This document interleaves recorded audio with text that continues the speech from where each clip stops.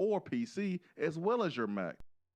Support is over, but iDrop can help you transition to Windows 10. They have a 5-star rating on Google with hundreds of positive reviews. Let me say that again. I don't think y'all understand how big this is. They have a 5-star rating on Google. Their customer service really speaks for itself. So if you ever find yourself with a device that isn't performing as it should, give iDrop a call at 865-888-9740 or check them out on Facebook at iDrop of Knoxville. If man made it, they can fix it.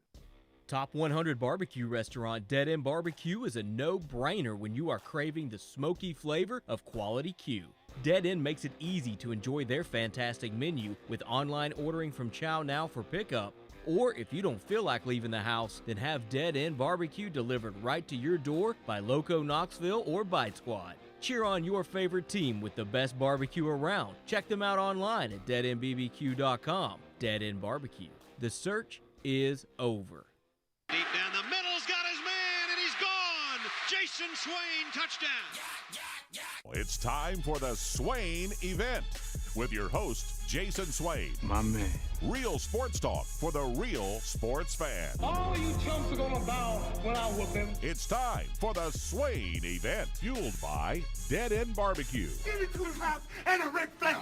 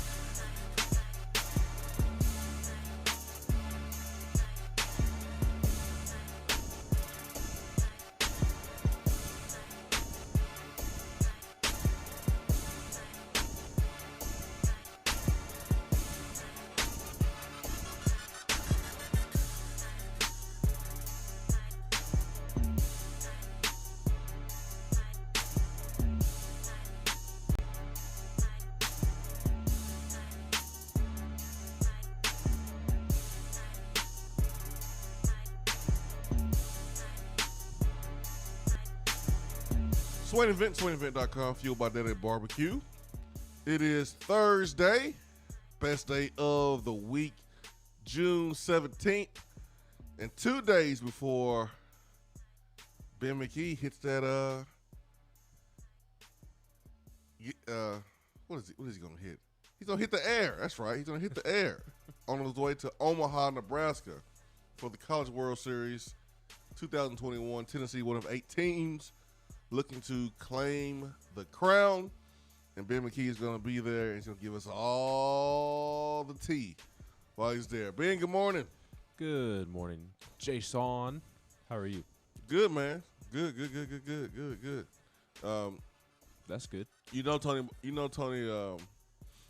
Vitello was a man when he can board a bus to go board a plane, be on video, do an interview, not wear a lick of orange, and no one say anything. Yep. I love it. Because usually, we hear folks trying to find a way to critique someone who's a coach of Tennessee. But when you compete for a championship, Tony Vitello could wear a bathrobe if he wanted to. Nobody would say anything.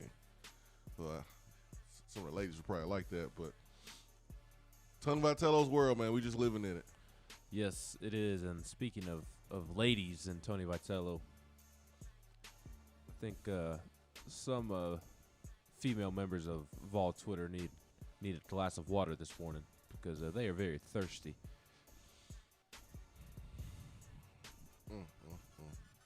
Which I don't blame them. Tony Vitello is a very good-looking man, but y'all thirsty out here on these Twitter streets. Hey, man. They grown.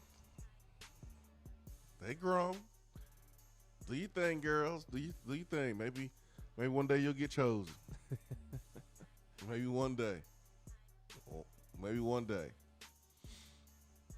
865-255-03. I'm just gonna keep it moving, Ben, before we say anything crazy in the first 10 minutes that get us an email. So, NBA playoffs going on.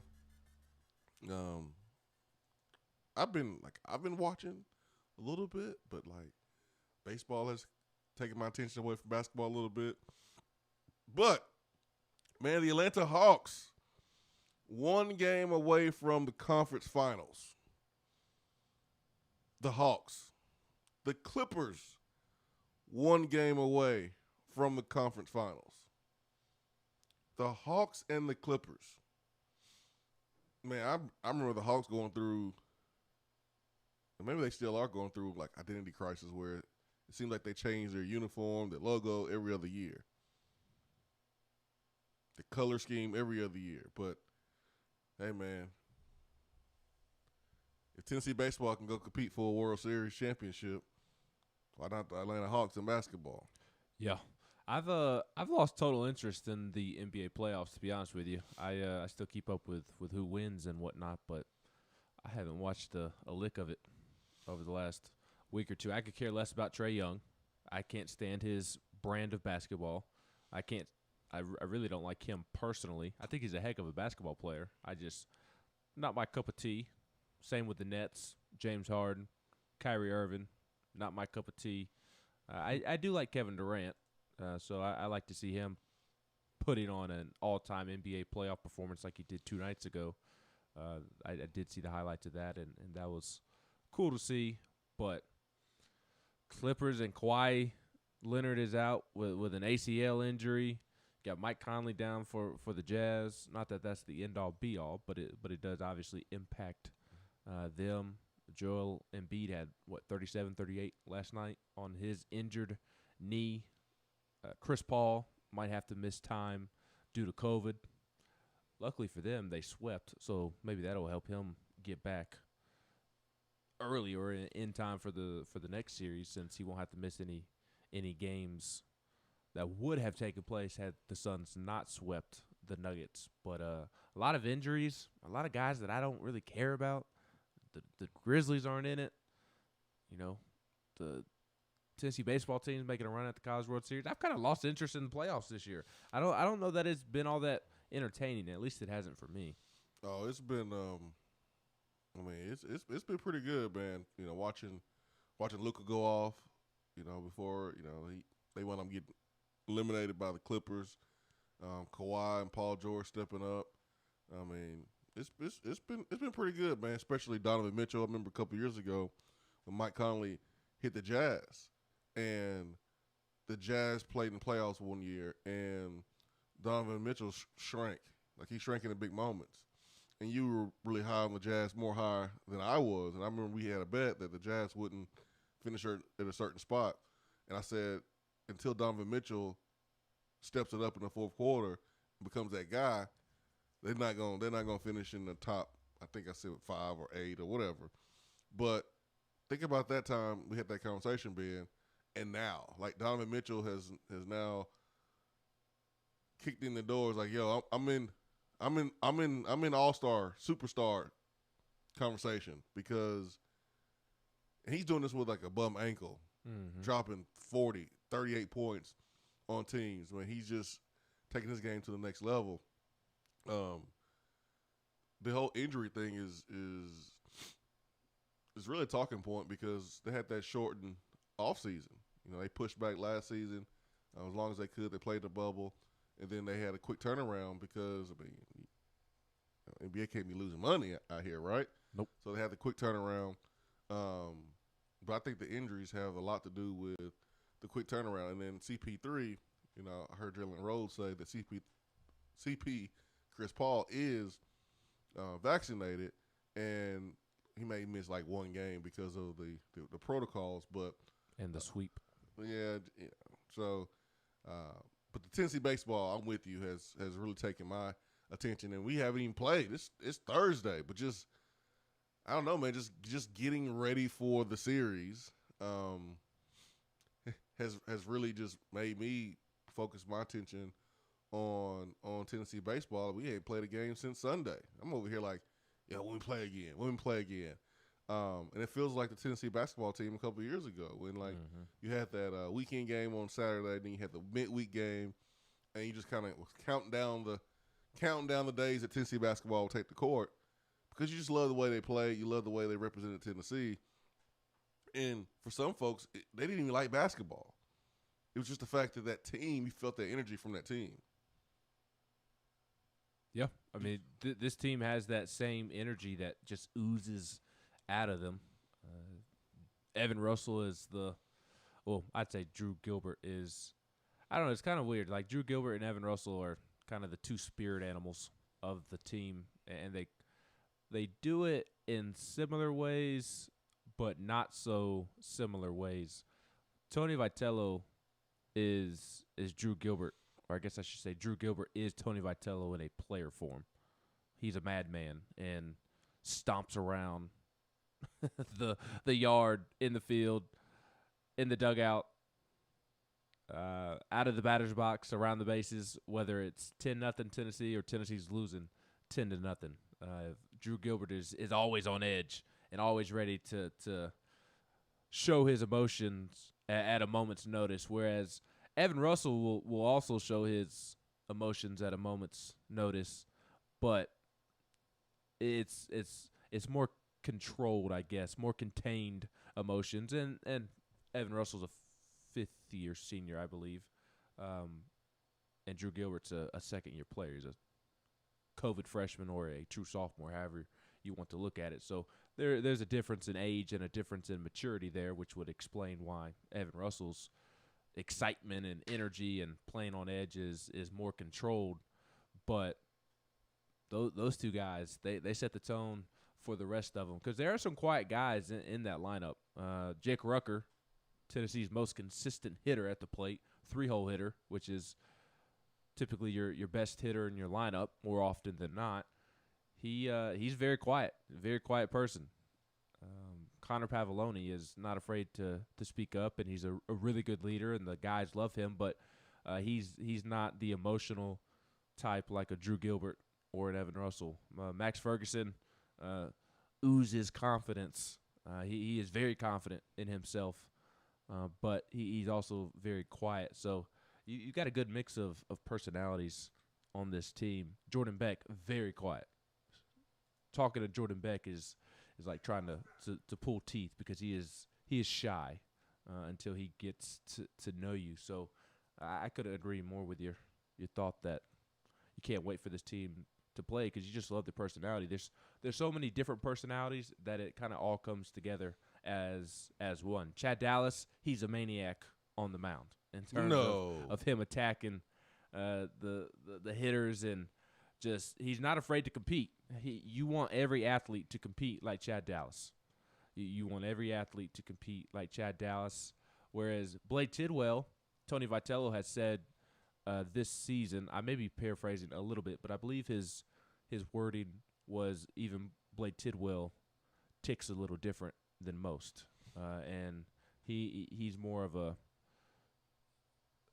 Evan Russell type, to where, like, if it's runners on second and third and he strikes out back-to-back hitters to get out of the inning, that's when he shows his emotions. It's not showing his emotions on every single pitch like a Chad Dallas, but he's also not afraid to show his emotions, and he is a little bit crazy. But then you come back with Will Heflin a day later, and Will Heflin is the atypical sixth-year senior that just goes about his business. Everybody loves him, but he's not a guy that's going to, have those Evan Russell, Drew Gilbert, Chad Dallas type of moments on the mound. So this team overall has a great amount of confidence and plays with a great amount of emotion. But it's kind of funny when you sit down and you go through each guy's personality. They're all different, and that's what makes a team tick so well. I think if you have too much of the same thing, that can be bad for team chemistry or vice versa.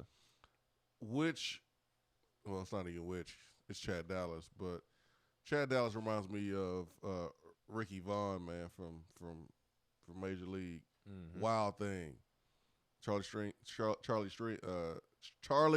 Sheen played his character, but maybe it's the glasses that really is the only thing that you can compare. But man, they're emotional, both emotional, and I like it.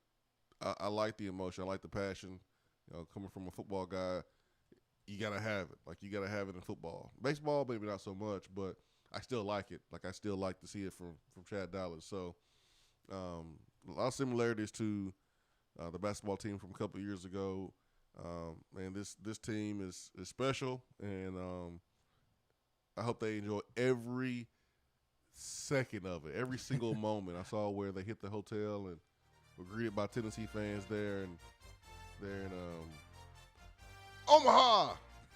So I don't know. I don't think you got that right. Remember, it's more of a 3-syllable saying. Omaha. There you go. Omaha. That first one was like 2 syllables. So the Tennessee baseball team, man, greeted by Tennessee fans, and when I saw that, I thought about the story I told you about being at the East-West Shrine Bowl and being in Houston, and these Tennessee fans just showed up to support because there was a Tennessee player playing in the game. And they didn't even live in Houston. They lived in West Tennessee. Mm-hmm. So Tennessee fans everywhere. Everywhere. Looking forward to seeing how much Tennessee orange is going to be there. I do hate the fact that Virginia's there, because now the orange is going to get all mixed up. And it's a similar orange, but not the best orange. Yeah, I know, but like when you play a team that also has orange, like Tennessee's orange don't stand out as much on TV. It's a different orange, don't get me wrong, but like I would rather play a team that's like red or black or like purple. So it stands out. Tennessee is definitely standing out. And what's funny is that you're probably going to play back-to-back teams that are orange. Ugh. In Texas with that boo-boo orange. That's right. That burnt orange. That diarrhea orange. Now, the good thing is I don't think Virginia's going to stay around very long. I hope. I think they go 0-2. I think they lose to Tennessee. I think Texas beats Mississippi State. So I think you'll see Tennessee and Texas play in, I guess, the so-called second round. What would be Tuesday. And then I think Mississippi State will beat Virginia in an elimination game. I'm going for Mississippi State against Texas. I am too. Yeah. I am too. I think Texas is a threat. Not only a better team. There's not a ton of talent that separates a baseball program like Texas and Mississippi State, but this Texas team just clicks more solidly, kind of like Tennessee does, than Mississippi State. There's been, I know Mississippi State's in Omaha and whatnot, but that team's just kind of been inconsistent all year, and they've had some stinkers this season. They lost 2 or 3 to Missouri, lost to Tennessee the way that they did in the SEC tournament. I don't trust them, so I think Texas will win. I do hope Mississippi State wins, because obviously I think Texas is the better team. Swain Event, fueled by Dead End Barbecue. Stay with us.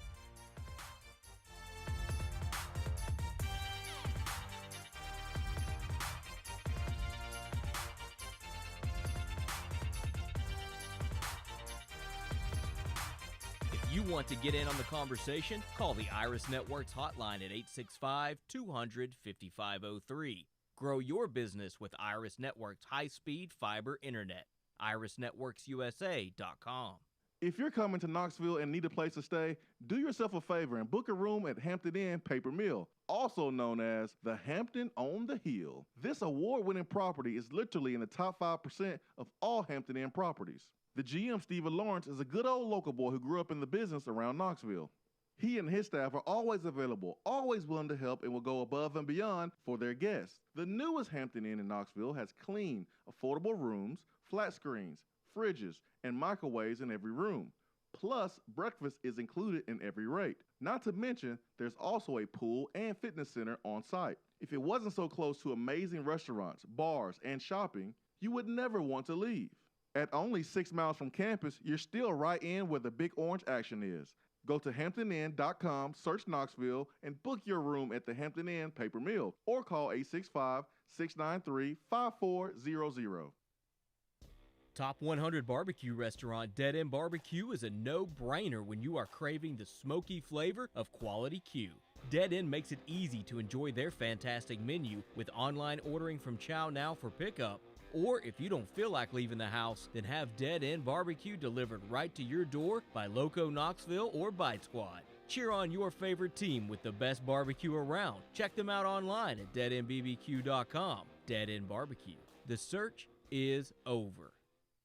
Good morning, Swain Event family. As you already know, I'm your go-to realtor when you are considering buying, selling, or investing in East Tennessee real estate. But did you know I can help all of you listeners in other parts of the country? No matter where you're listening from, there's a good chance I have several Keller Williams real estate partners in your area. I've developed relationships with realtors I know I can trust to help you with your needs. So give me a call, Jennifer Morris, Keller Williams Realty, 865-257-7897, or email me at jennifermorris865@gmail.com.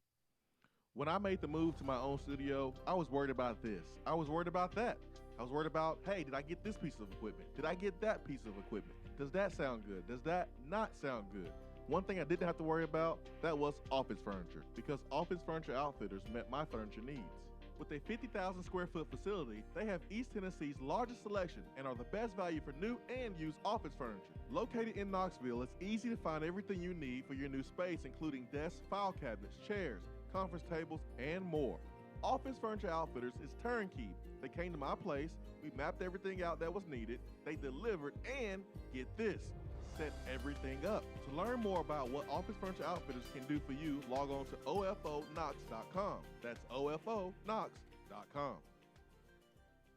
For a replay of each day's Swain Event TV, like us on Facebook.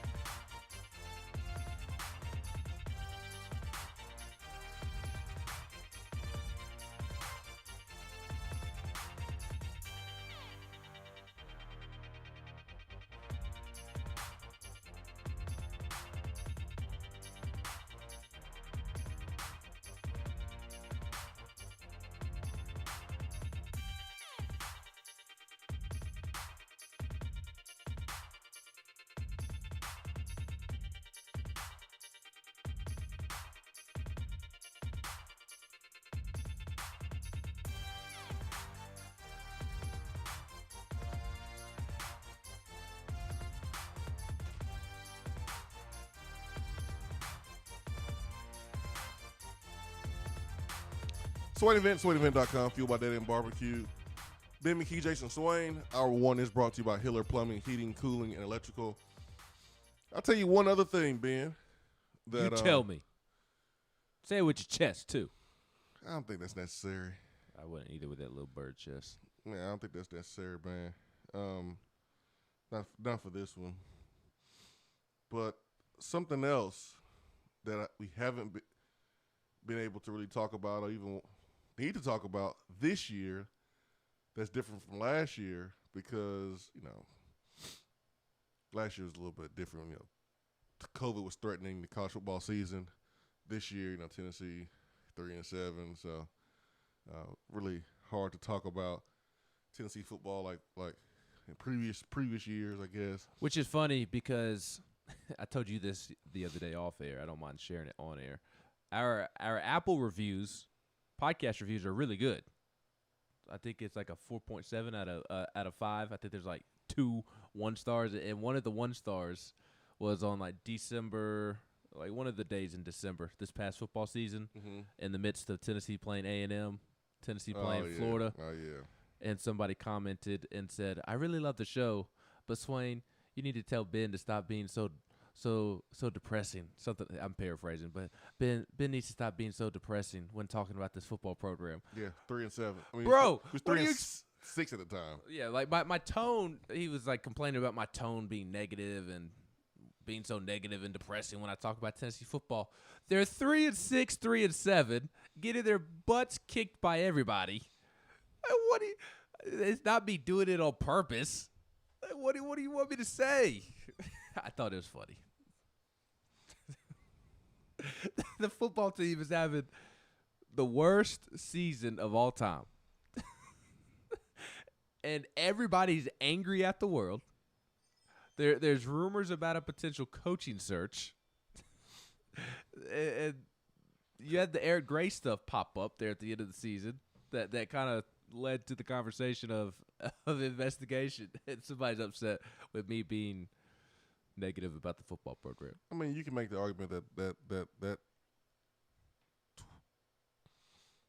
8-month stretch, 6-month stretch was like one of the worst stretches in Tennessee football history. Yes, like, you can make the argument. So I thought we was pretty. I thought we did the best job we could do. We did. And you and I have both spoken multiple times in the last couple of months. I know I've said it at least once on the show that, I mean, that was hard to go through for us as well, just in terms of having to show up every day and talk about that football team. Not only talk about a bad football team, but a bad football team that we love. It's our university, and it was mentally draining to go through that. So yeah, what makes it tough is like it's one thing to lose, but you see guys playing hard, and you see coaches coaching hard, but to lose and to know like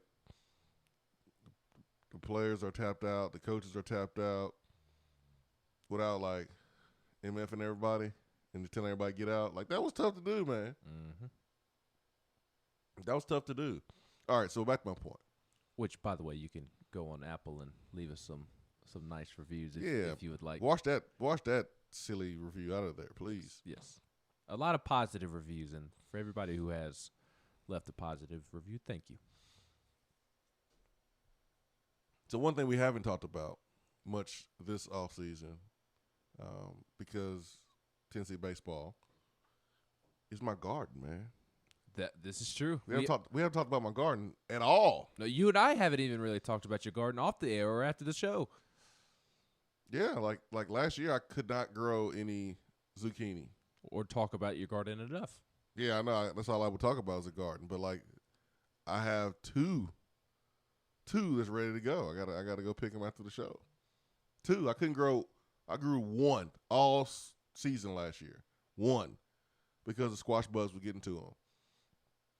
Knock on wood, no squash bugs this year, and I have like 3 or 4 coming in, and I'm pulling 2 today.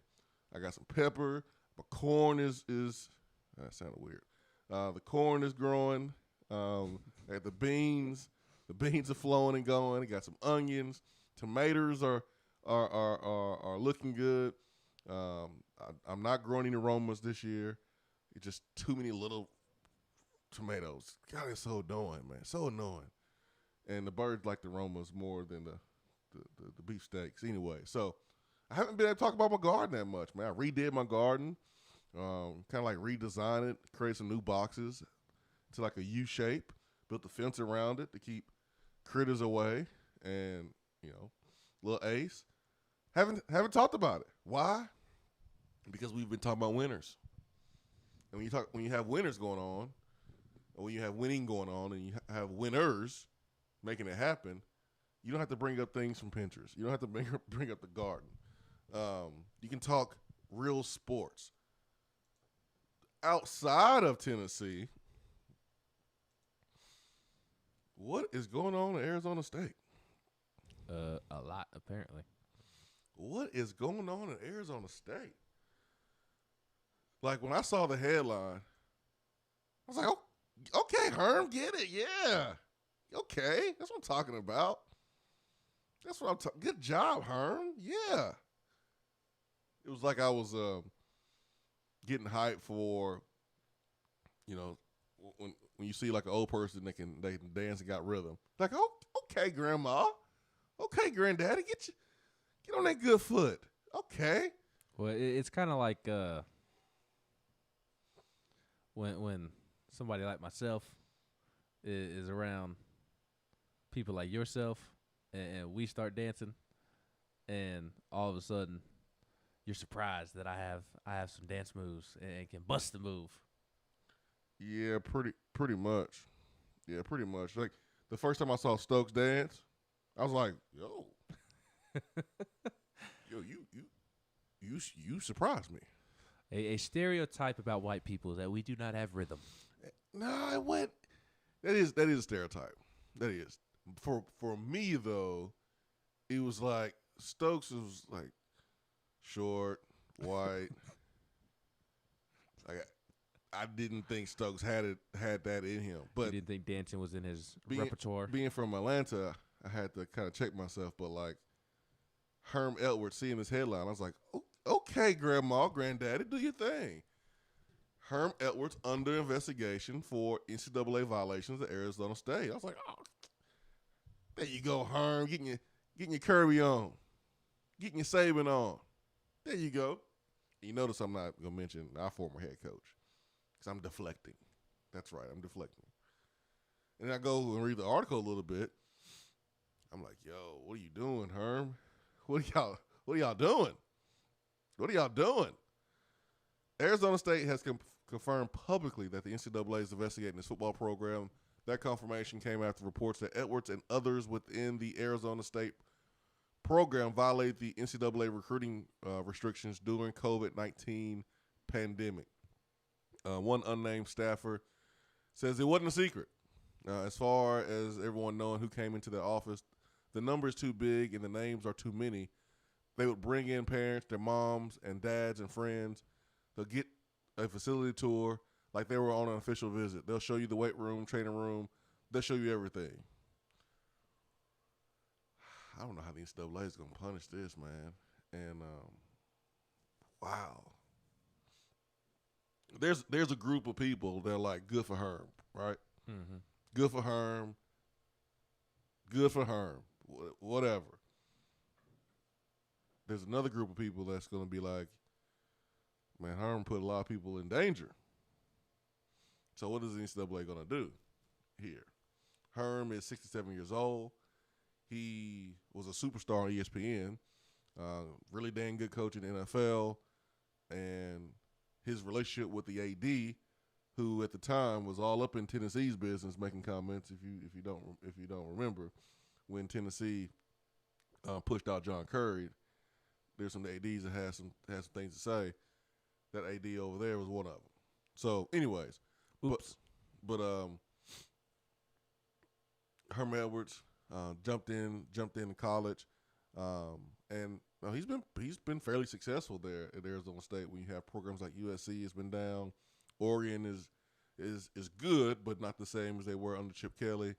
But there's more to the story because reports indicate that a whistleblower within the program has turned over evidence, including screenshots, receipts, pictures, emails that all show violations within the Arizona State program.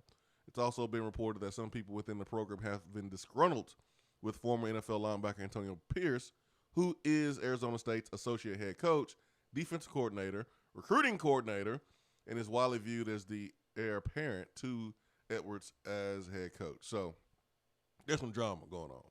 And whenever you have the NCAA seeming to be lurking and involved, it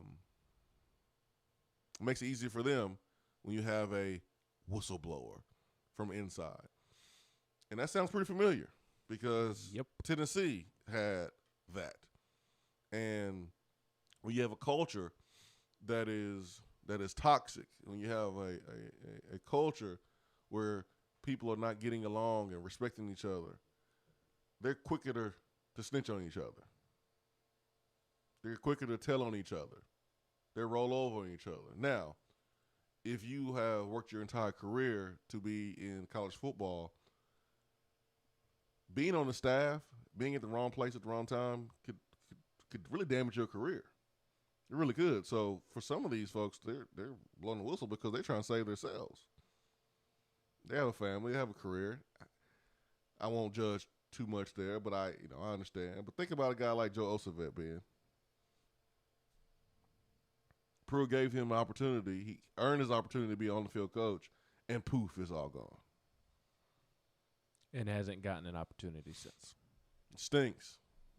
So, if you are on the staff and the cops come in ready to place, in this analogy, it's the NCAA,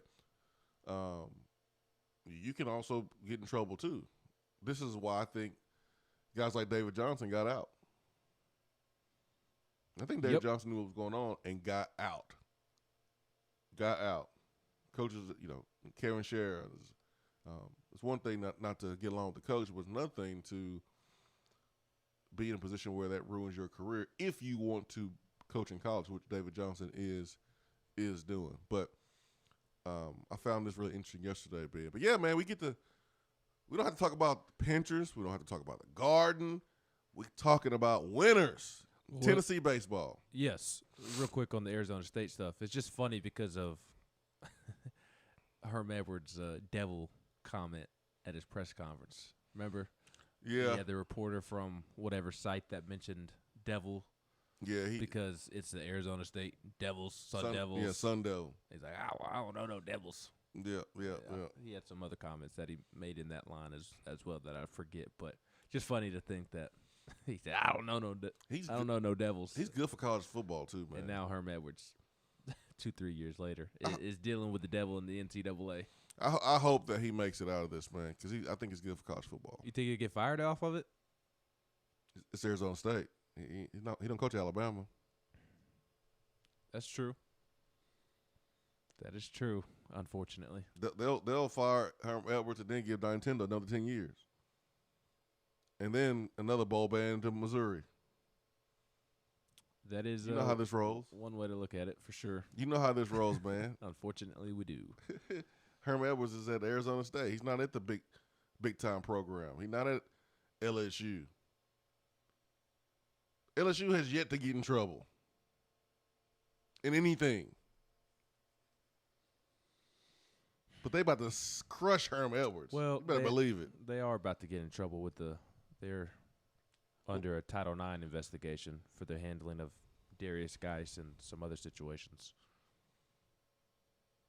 They're about to? Mm-hmm. Investigation is still going on. What about Will Wade? Is it? I mean, no. FBI got those wiretaps. NCAA can't do anything with them. No one has gotten in trouble yet at LSU. Nobody across the country has gotten in trouble for those FBI wiretaps. But there's been multiple things going on at LSU. That's true. With the foundation, that money going to. No, you what? I think LSU they self-imposed a bowl ban this year. That's what they did. That's what they did. They did, didn't they? They did do that. They did do that. Oh, it's COVID year. We already won our championship. You know what? We're going to punish ourselves. Bowl ban. Yeah. Like imagine your parents back in the day, right before they about to give you a whooping. It's like, you know what? I'm not going to give you a whooping today. Here, you take the belt. You give yourself a whooping. You're not going to hit yourself hard. You can barely hit yourself. That's what LSU did. Oh, this is a perfect year to do the bowl ban. That's what we should do. We should say this past season was our bowl ban. You know what? We already punished ourselves. We're really bad boys. We're terrible. We're punishing ourselves. The 3-7 season, not going to a bowl game, that right there, that was our punishment right there. That's what we should do. I think that's a good idea. 865-255-03 is our telephone number.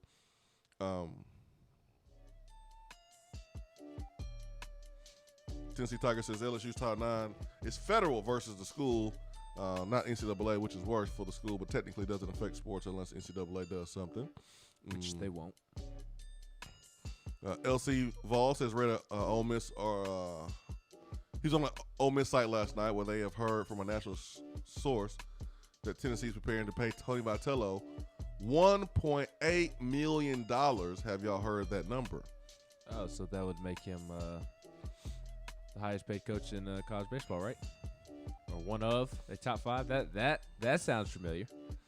That's why I'm sitting back laughing when folks tweeting Danny White and Plowman like, pay the man, pay him his bonuses. It's happening. Like, he gonna get paid a lot. Been telling y'all this for weeks. A lot of money. Go ahead, Ben. Tell him again. Remind him again. Tennessee is prepared to pay Tony Vitello as much as it takes. We've been saying for months that if Tony Vitello leaves Tennessee, if he goes to LSU, if Ole Miss comes calling, because Bianco takes the LSU job, if Ole Miss comes calling, which I would imagine Tony Vitello would be on their list. I'd be surprised if he wasn't. I don't think that he would take the job, but Ole Miss is a good baseball job.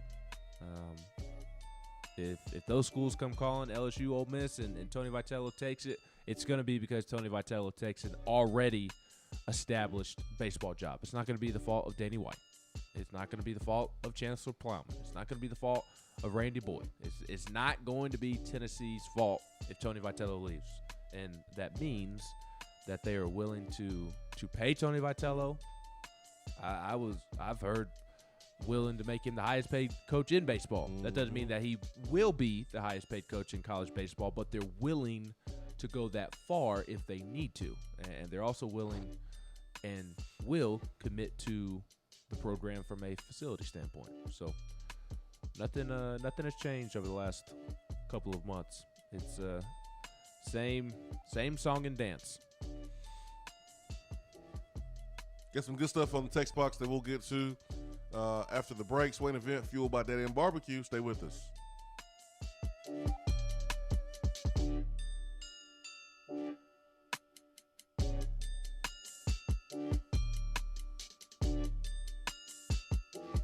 At work, can't call in? Don't feel bad. You can talk to the guys on the text box. It's part of the free Swain Event app. Good morning, Swain Event family. As you already know, I'm your go-to realtor when you are considering buying, selling, or investing in East Tennessee real estate. But did you know I can help all of you listeners in other parts of the country? No matter where you're listening from, there's a good chance I have several Keller Williams real estate partners in your area. I've developed relationships with realtors I know I can trust to help you with your needs. So give me a call, Jennifer Morris, Keller Williams Realty, 865-257-7897, or email me at jennifermorris865@gmail.com. We're here with Dr. Michael Carlson of Tennessee Regenerative Sports Medicine to discuss stem cell treatment and PRP. If you have orthopedic injuries such as shoulder pain, knee pain, Achilles tendonitis, or tennis elbow, you should give them a call. That's right, Jason. We specialize in regenerative non-surgical orthopedics. So we treat damaged tendons, ligaments, and joints by using ultrasound-guided injections with stem cells or PRP. And this form of treatment actually stimulates the body's own reparative process and allows for healing of the damaged tissue. So, Doc, what makes your training different than others? Well, Jason, I've been practicing in Knoxville for 26 years, and I'm certified in interventional regenerative orthopedic medicine through the American Academy of Orthopedic Medicine. So unlike the big seminars that will advertise stem cells, fly someone in for a couple hours to talk about supposed stem cells that you order off of a shelf, then they'll depart, leaving the patient wondering who will be the person injecting me and what their level of training is. At Tennessee Regenerative Sports Medicine, I'm the one doing the procedure, and we're using your own bone marrow stem cells or PRP. So in other words, it comes from you and it goes back to you. So you know exactly what you're getting and know exactly the level of training involved. Tennessee Regenerative Sports Medicine, trsportsmedicine.com. East Tennessee's leader in PRP and stem cell therapy. Top 100 barbecue restaurant Dead End Barbecue is a no-brainer when you are craving the smoky flavor of quality Q. Dead End makes it easy to enjoy their fantastic menu with online ordering from Chow Now for pickup. Or if you don't feel like leaving the house, then have Dead End Barbecue delivered right to your door by Loco Knoxville or Bite Squad. Cheer on your favorite team with the best barbecue around. Check them out online at deadendbbq.com. Dead End Barbecue. The search is over. More and more Tennessee businesses are switching to Iris Networks for reliable, local, high-quality, high-speed business fiber internet. Iris provides direct internet access from 10 megs to 10 gigs with no payments for 90 days. Iris also offers next-generation business phones with work-from-anywhere capability from the mobile or laptop app. With local sales, support, and service, Iris is a partner in the community. Learn more at irisnetworkusa.com or call 865-448-IRIS. Iris Networks, a Tennessee business connecting Tennessee businesses. I just wanted to come by and congratulate you on the great work you've been doing. I like your style. You remind me of a young me. Failure is not an option. That boy is good. Don't remind yourself, nobody built like you. You design yourself. Attaboy. Attaboy is brought to you by Made in Tennessee Business Fiber Internet from Iris Networks. Find business solutions for you at irisnetworksusa.com.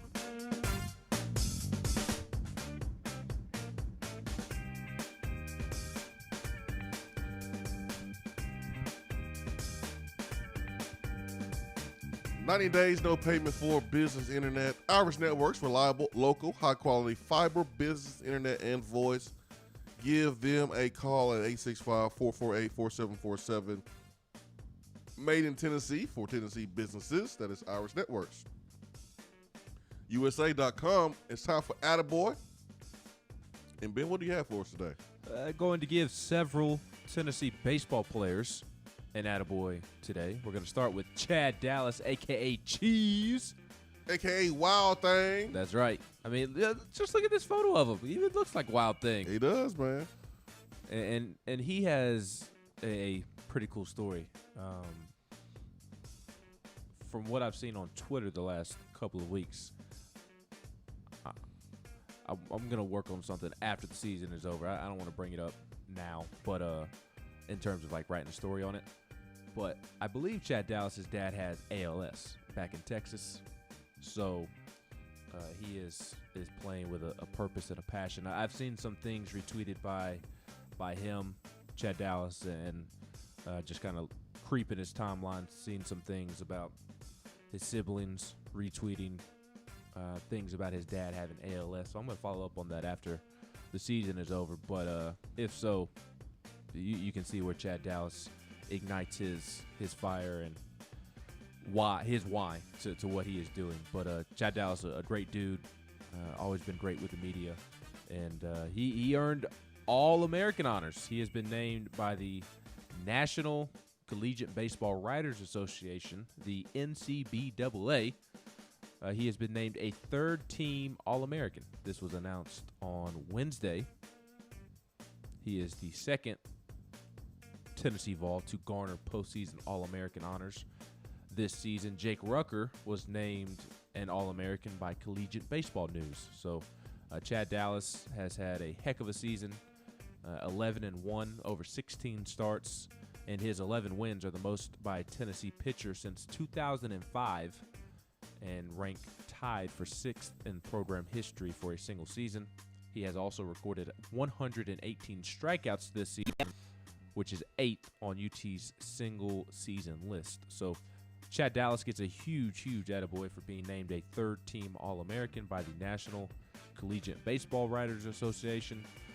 But also there's some other Vols, along with Chad Dallas, that deserve recognition because Rawlings and the American Baseball Coaches Association released the members to their all-region team. And on the Rawlings Southeast all-region team, 5 Tennessee players were honored. Liam Spence, Chad Dallas, and Jake Rucker were all named to the first team, Southeast all-region team. And then Jordan Beck and Max Ferguson were named to the second team, Southeast all-region team. So as you would expect with a team that was ranked number 2 in the country to end the regular season, number 3 overall seed in the NCAA tournament, as you would expect, several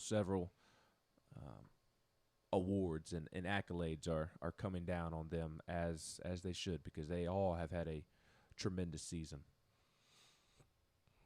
Man, I'm giving my attaboy to a family member today.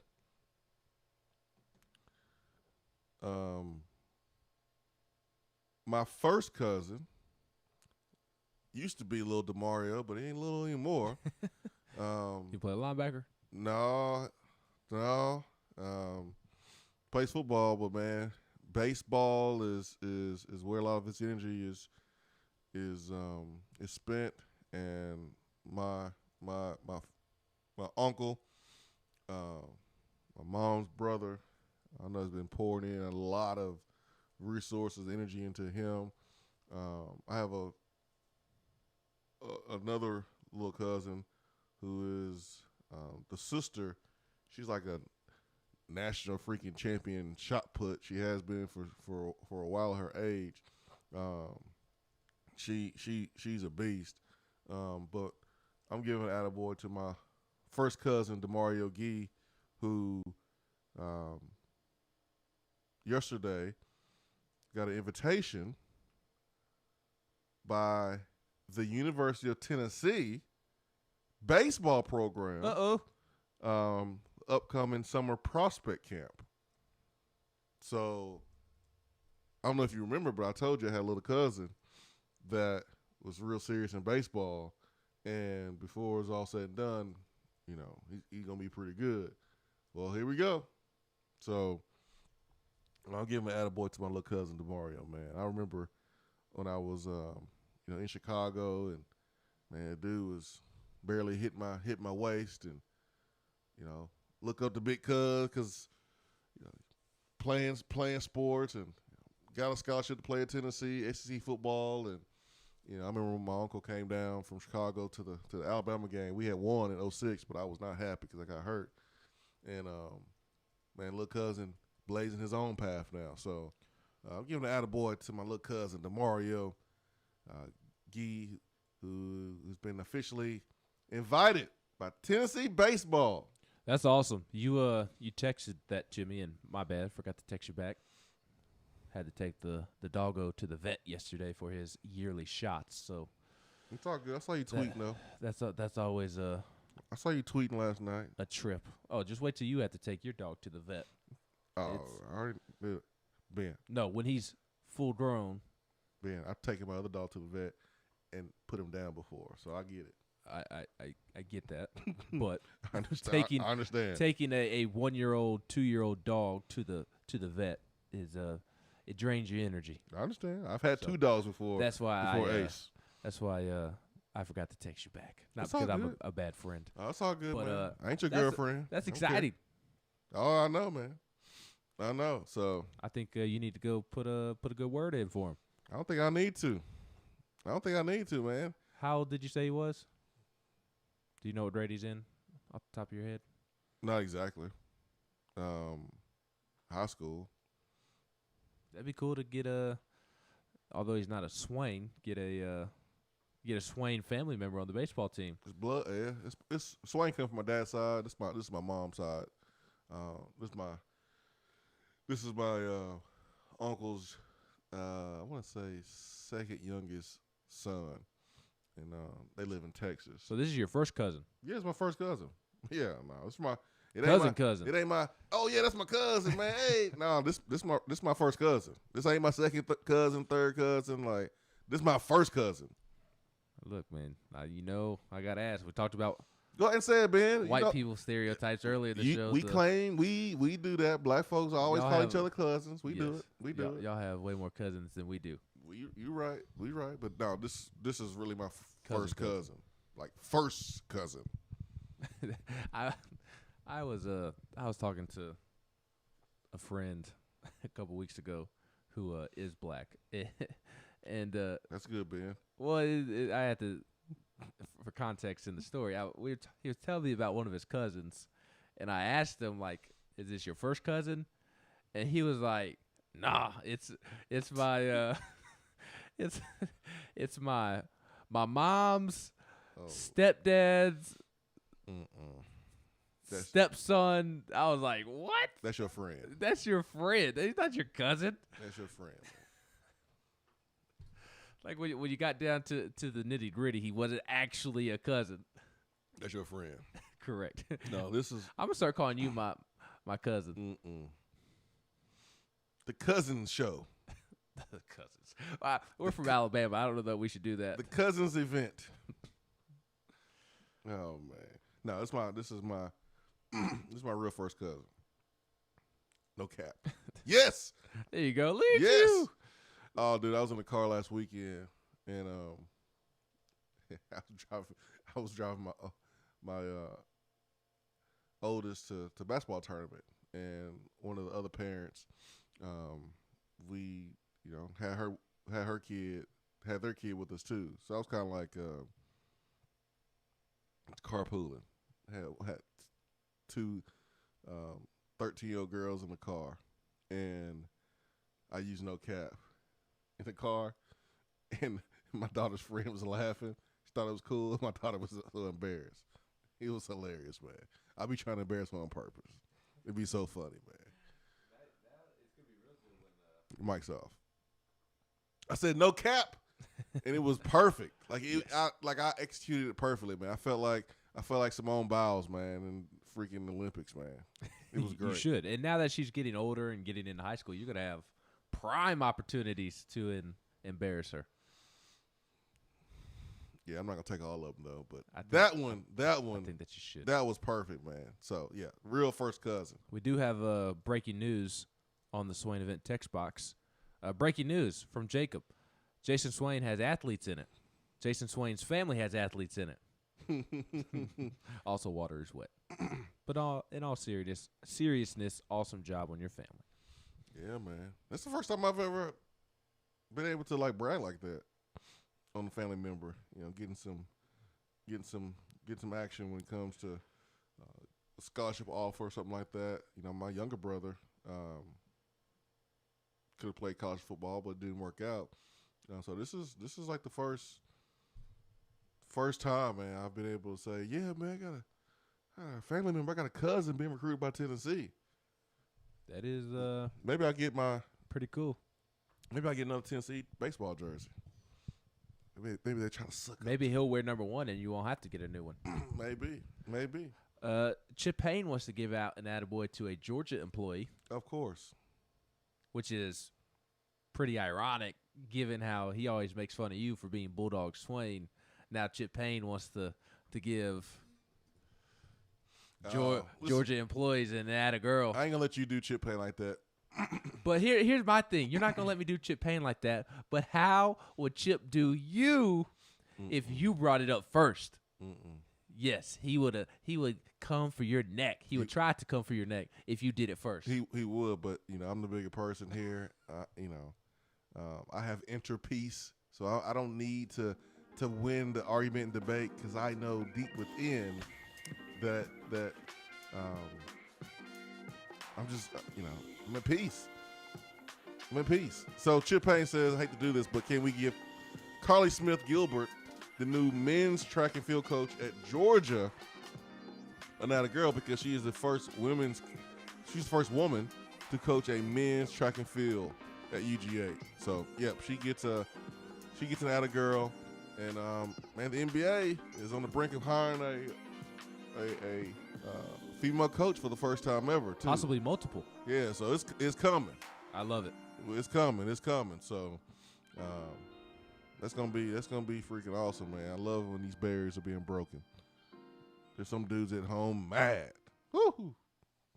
Hour 2 coming up.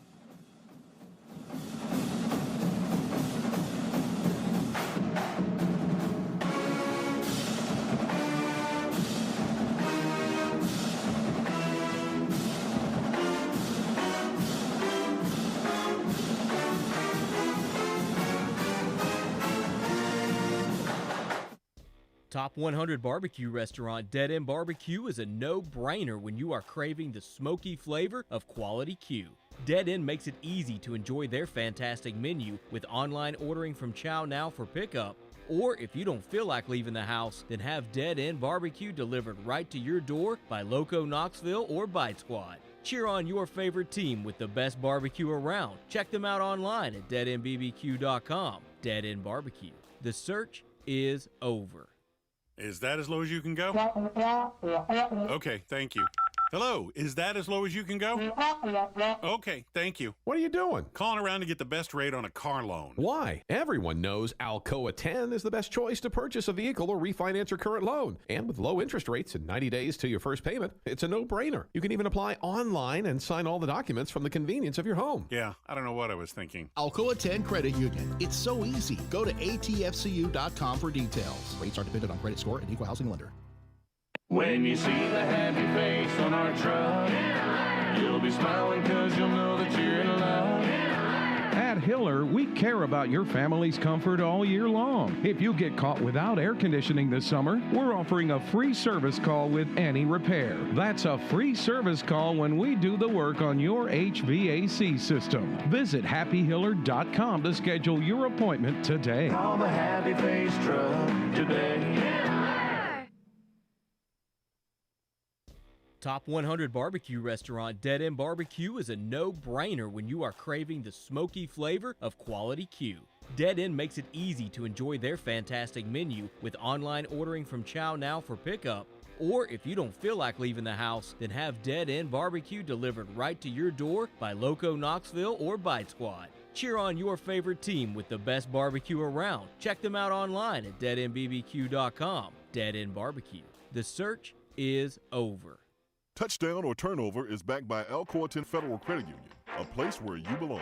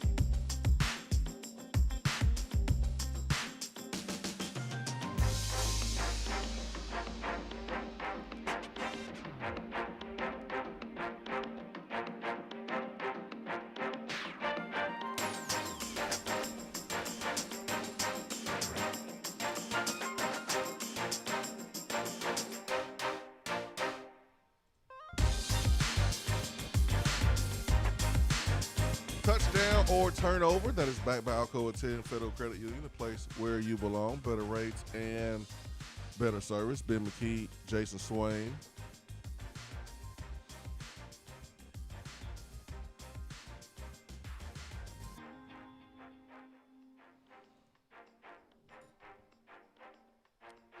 Man, one thing I love is anonymous quotes from other coaches on Tennessee, man. It's like one of my favorites, man.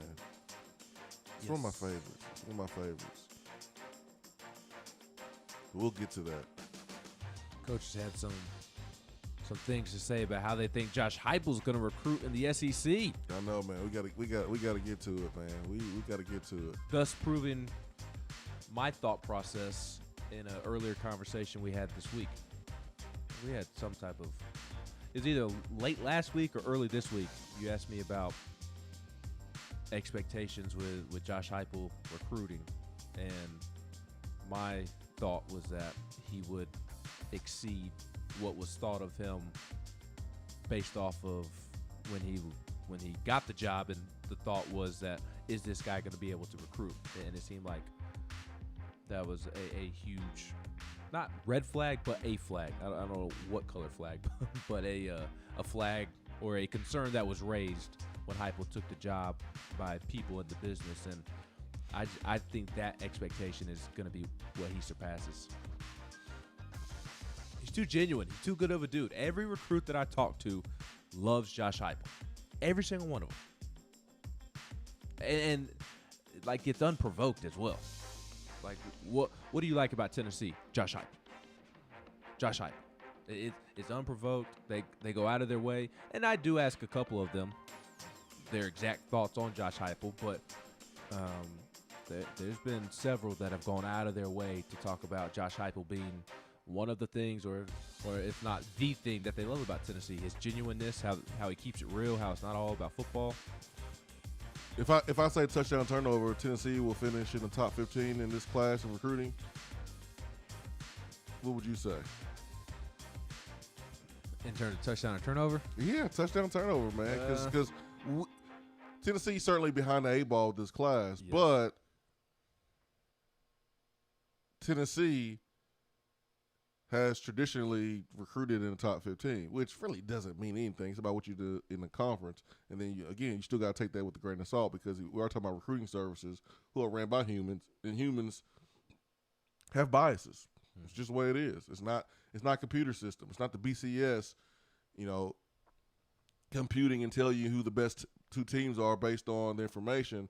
Whenever humans are involved, you have feelings involved, there's going to be some level of bias. So you have to take all these things with a grain of salt. But do you think Tennessee, this recruiting class, 2022 recruiting class, Tennessee is going to finish in the top 15? I'll say touchdown. I do feel like I'm going out on a limb. But if you were to ask me, Ben, where do you feel comfortable slotting in Tennessee to finish in the recruiting rankings this recruiting cycle? I would say 15 to 20. So I don't mind maybe going a little out of my comfort zone and saying that they'll barely finish in the top 15. I do think that they have some things working against them with mainly the investigation. I think the newness of the staff has somewhat rubbed off, in the sense of, I think that the recruits that you needed an early relationship with, that this staff wasn't provided the opportunity to do so. The Ty Simpsons of the world. Who? The Sam Horns of the world. I know Sam Horn. Yes. He's a good kid. He's a true VFL. Even though he's not coming here. Yeah. He's a HVFL honorary Fall for Life. He's not. He's going to Missouri. He's nothing. Poor kid.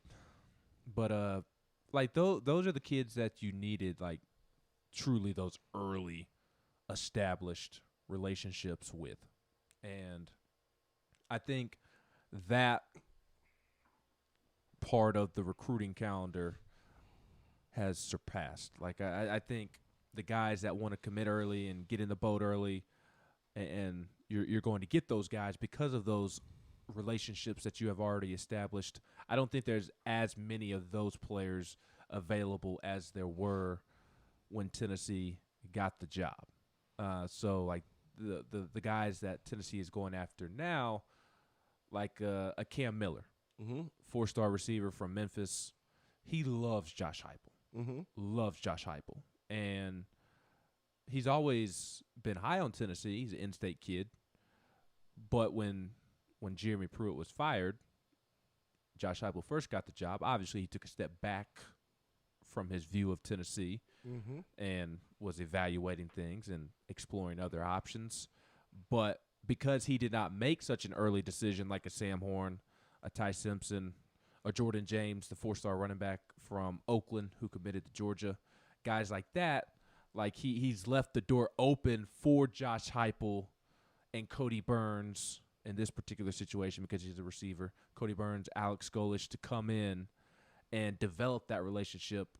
And although it's only been 2, 3, 4 months, prove themselves over this time span. Rodney Garner has opened up the door for Walter Nolan. I don't know that Tennessee's going to get Walter Nolan. I would certainly not predict that or suggest that, but the door is absolutely open for Walter Nolan. It's going to take a heck of a recruiting effort for Rodney Garner and Tennessee to land Walter Nolan. But a month ago, Tennessee was not even on Walter Nolan's radar. He was taking, in my opinion, courtesy phone calls from Tennessee and Rodney Garner because they're the in-state school. And Rodney Garner's name does carry a lot of weight.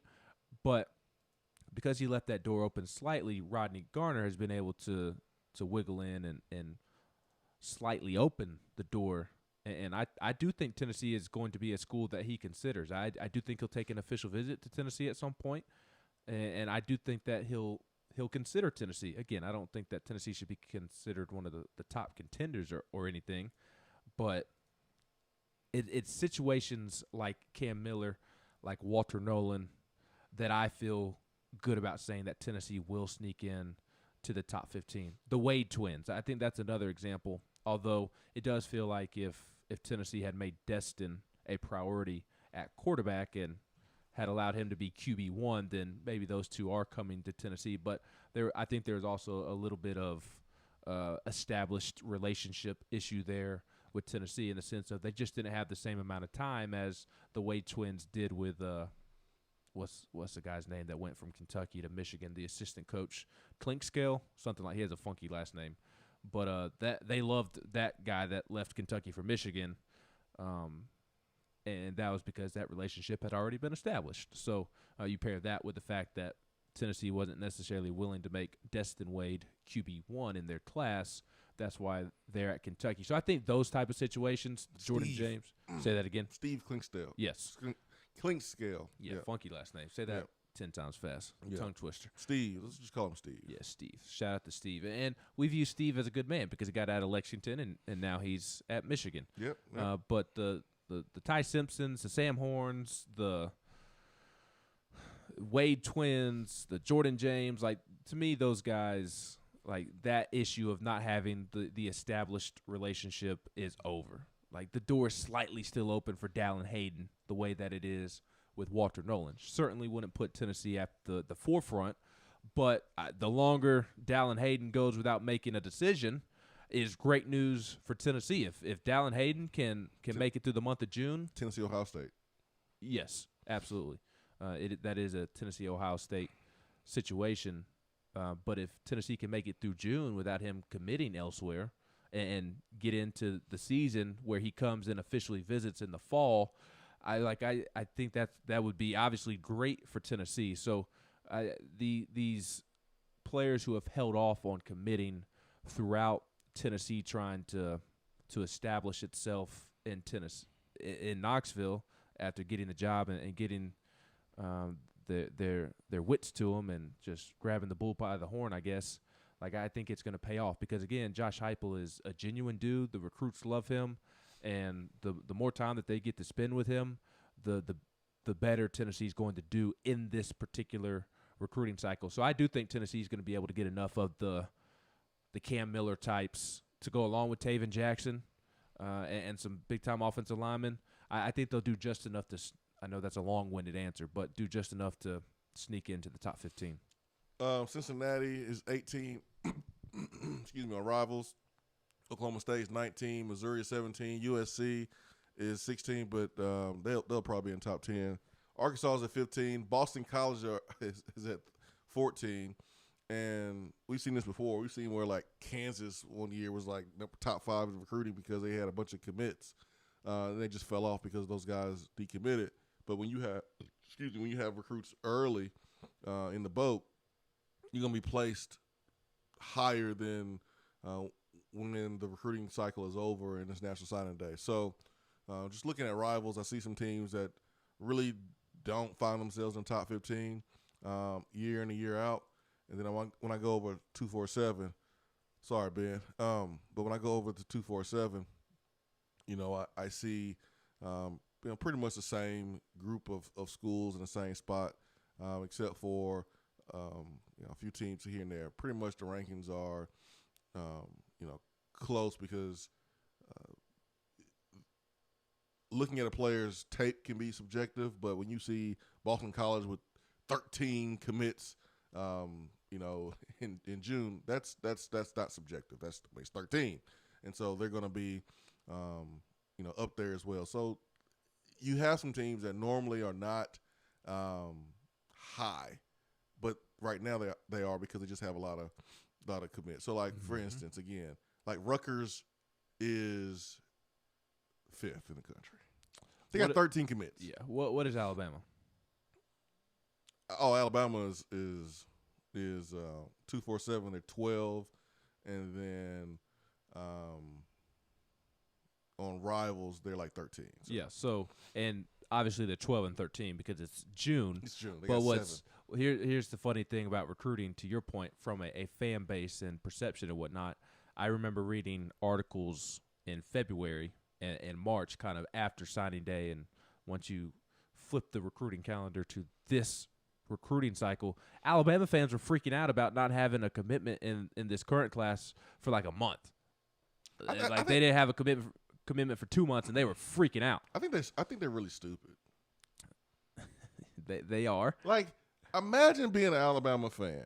And they were complaining about it too. Winning these championships. Just won a national championship. Just coming off the number 1 recruiting class, probably your best recruiting class ever. Mm-hmm. And you really questioning anything. Yes. Like, you shouldn't question anything. Nope. If you're an Alabama fan. I mean, there's some folks that like to live on the edge. They like surprises. But you have some people's personality. They don't like surprises. They eat the same thing every single day. They have a routine. They don't like thrills. They don't like excitement. I like boring. Boring is my thing. If that's you would love to be an Alabama fan because you know that you're going to recruit at a high level. You're going to probably have a chance to win championship every single year. You're going to be in it. But I think the people who are Bama fans who question are just doing it just because they're bored. Just because they just want to feel like they just want to question something. Why are you worried about what Bama's doing in February? They're going to have a top 5 class. They do every single year. And anyways, let me ask you a question. And then they went and got Ty Simpson and like 2 or 3 other 5-stars. Yeah, I'm going to turn over. I think Tennessee will be in between 15 and 20. I'll say outside of 15. But for me, it's always about where you are in the SEC. And again, at the same time, take it with a grain of salt because it's not like these guys are perfect on the rankings either way. But for the most part, they do a really good job. They work hard, but I take it with a grain of salt. I've been consistent in that. I'm not changing. I don't care if On 3 Sports coming on board and joining the sports world. I don't care if On 4, On 5, On 6, On 10. It don't matter. I don't care how many recruiting services out there. I'm going to feel the same way. I take it with a grain of salt. Simple as that. Swain Event. Be right back.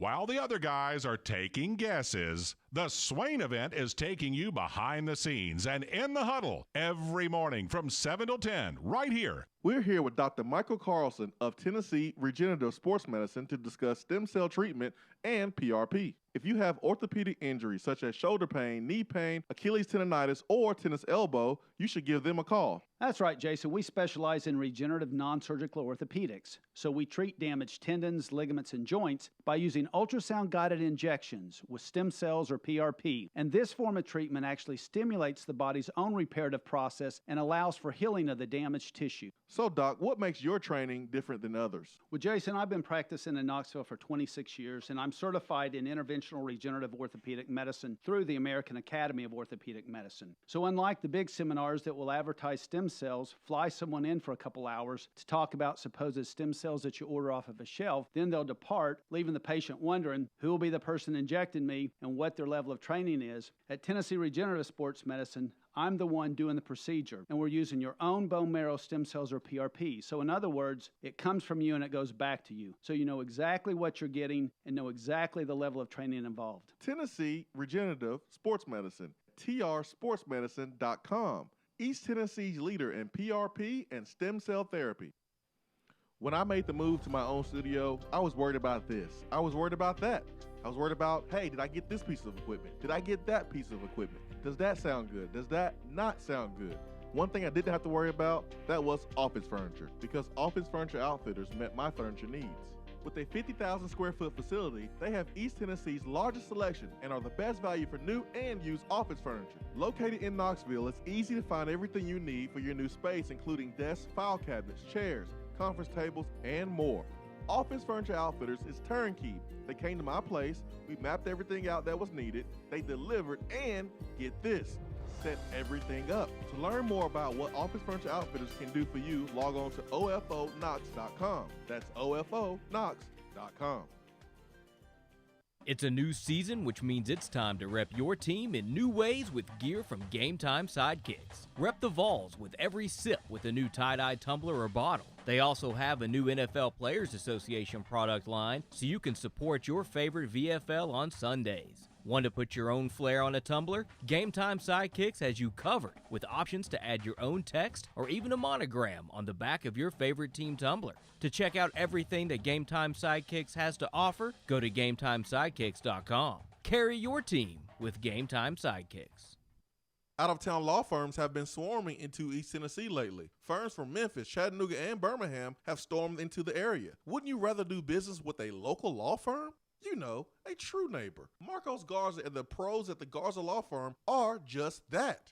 They are our neighbors and friends that support local causes year-round. The Garza Law Firm works to serve you professionally on criminal matters, injuries and accident matters, and Social Security and disability filings. The Garza Law Firm is here for you at garzalaw.com. The Garza Law Firm. Let us help. You don't have to take an L just because you can't listen to the Swain Event live.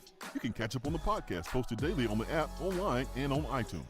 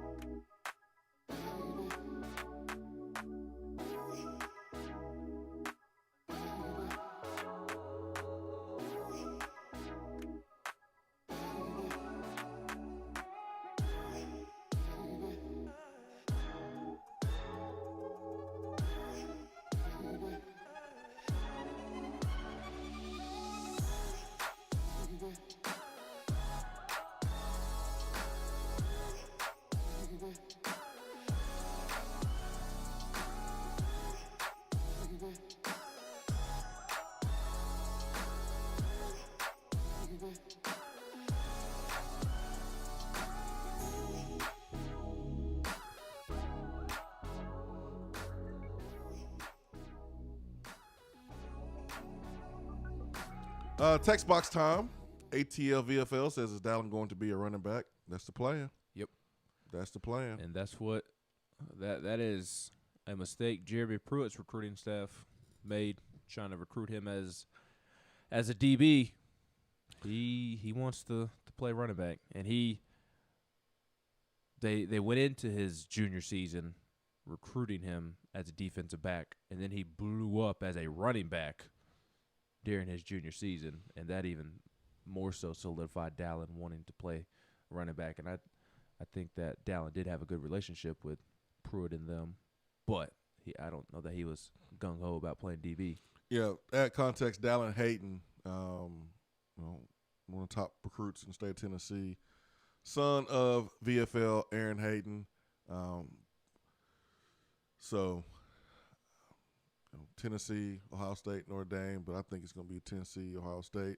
And quite frankly, I think Tennessee could offer Dallin way more when it comes to the NIL. So I think Tennessee certainly has an advantage there because I know Dallin is the mastermind behind the organization that helps with illiteracy. So imagine what he can do in the state of Tennessee and how many the people that he can affect there. So I think there's more opportunities for him in the state of Tennessee when it comes to off the field. But that's just my opinion. I have not talked to Dad. But on the field, I'm staying away. Well, on the field, he's gonna he's gonna have an opportunity to win faster at Ohio State, and you know they've put in a couple guys in the league at running back position. So you know it is what it is.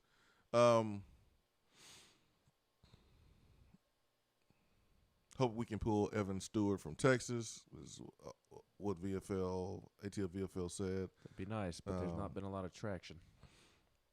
Tennessee's tried. Just can't gain any traction.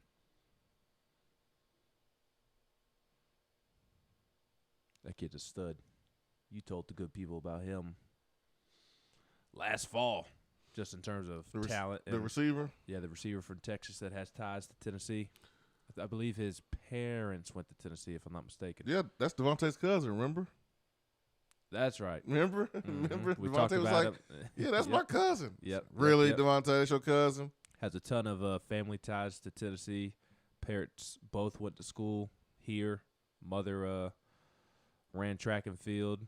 Sister recently graduated from Tennessee. Grew up liking Tennessee. Born and raised in Memphis before moving to Texas 4 years ago. Yeah, 5-star receiver. Yeah, he's big time. Top 50 player. Just not a whole lot of traction there, unfortunately, for Tennessee. But they're trying. My man Rodney and Austell, we were talking about, you know, women now in a position to be, you know, head coaches in the NBA and how awesome it is. And Rodney says, man, it's amazing how men are always on a hunt for female companionship, but mention a job that they're more qualified for. It brings out the caveman stick. You go, women. That's right. You go, women. I love it, man. I love it. But you're right, Rodney. It's amazing how much love and respect we have for our moms and sisters and our wives. But, man, when it comes to, you know, commentating on sports or even coaching sports, no, can't do that now. Why not? Why not? Women are smarter than us anyways. They're made that way. And so they know the game and can communicate because women are better communicators than us. And if they know the game and communicate, why can't they coach? What's so different than Charlie Weiss, who never played football, than a woman who is biologically smarter and are better communicators? If they put in the work, then why can't they coach? Why can't they coach?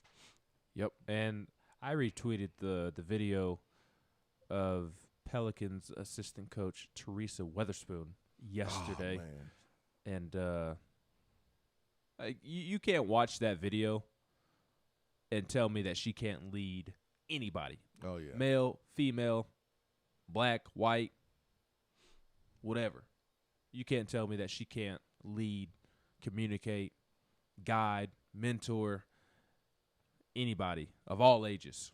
Oh, yeah. And I would love to see her get an opportunity. Dawn Staley, I don't care that she's the head coach at South Carolina. She can mentor, guide, lead anybody. Kara Lawson, same way. Pat Summitt, same way. Go, Dawn. Go get that NBA job. Please get out of the SEC. Yes, please. Because South Carolina would go back to being South Carolina women's basketball. Yeah. Like I'm more afraid of Dawn Staley staying at South Carolina than I am Nate Oates staying at Alabama. Yes. Obviously, Dawn Staley has done way more than. Why are you so afraid of Nate Oates, man? He like the boogeyman to you. I'm not afraid of Nate Oates. I want, as I said, from the moment I started pumping Nate Oates to get other jobs, first one was North Carolina.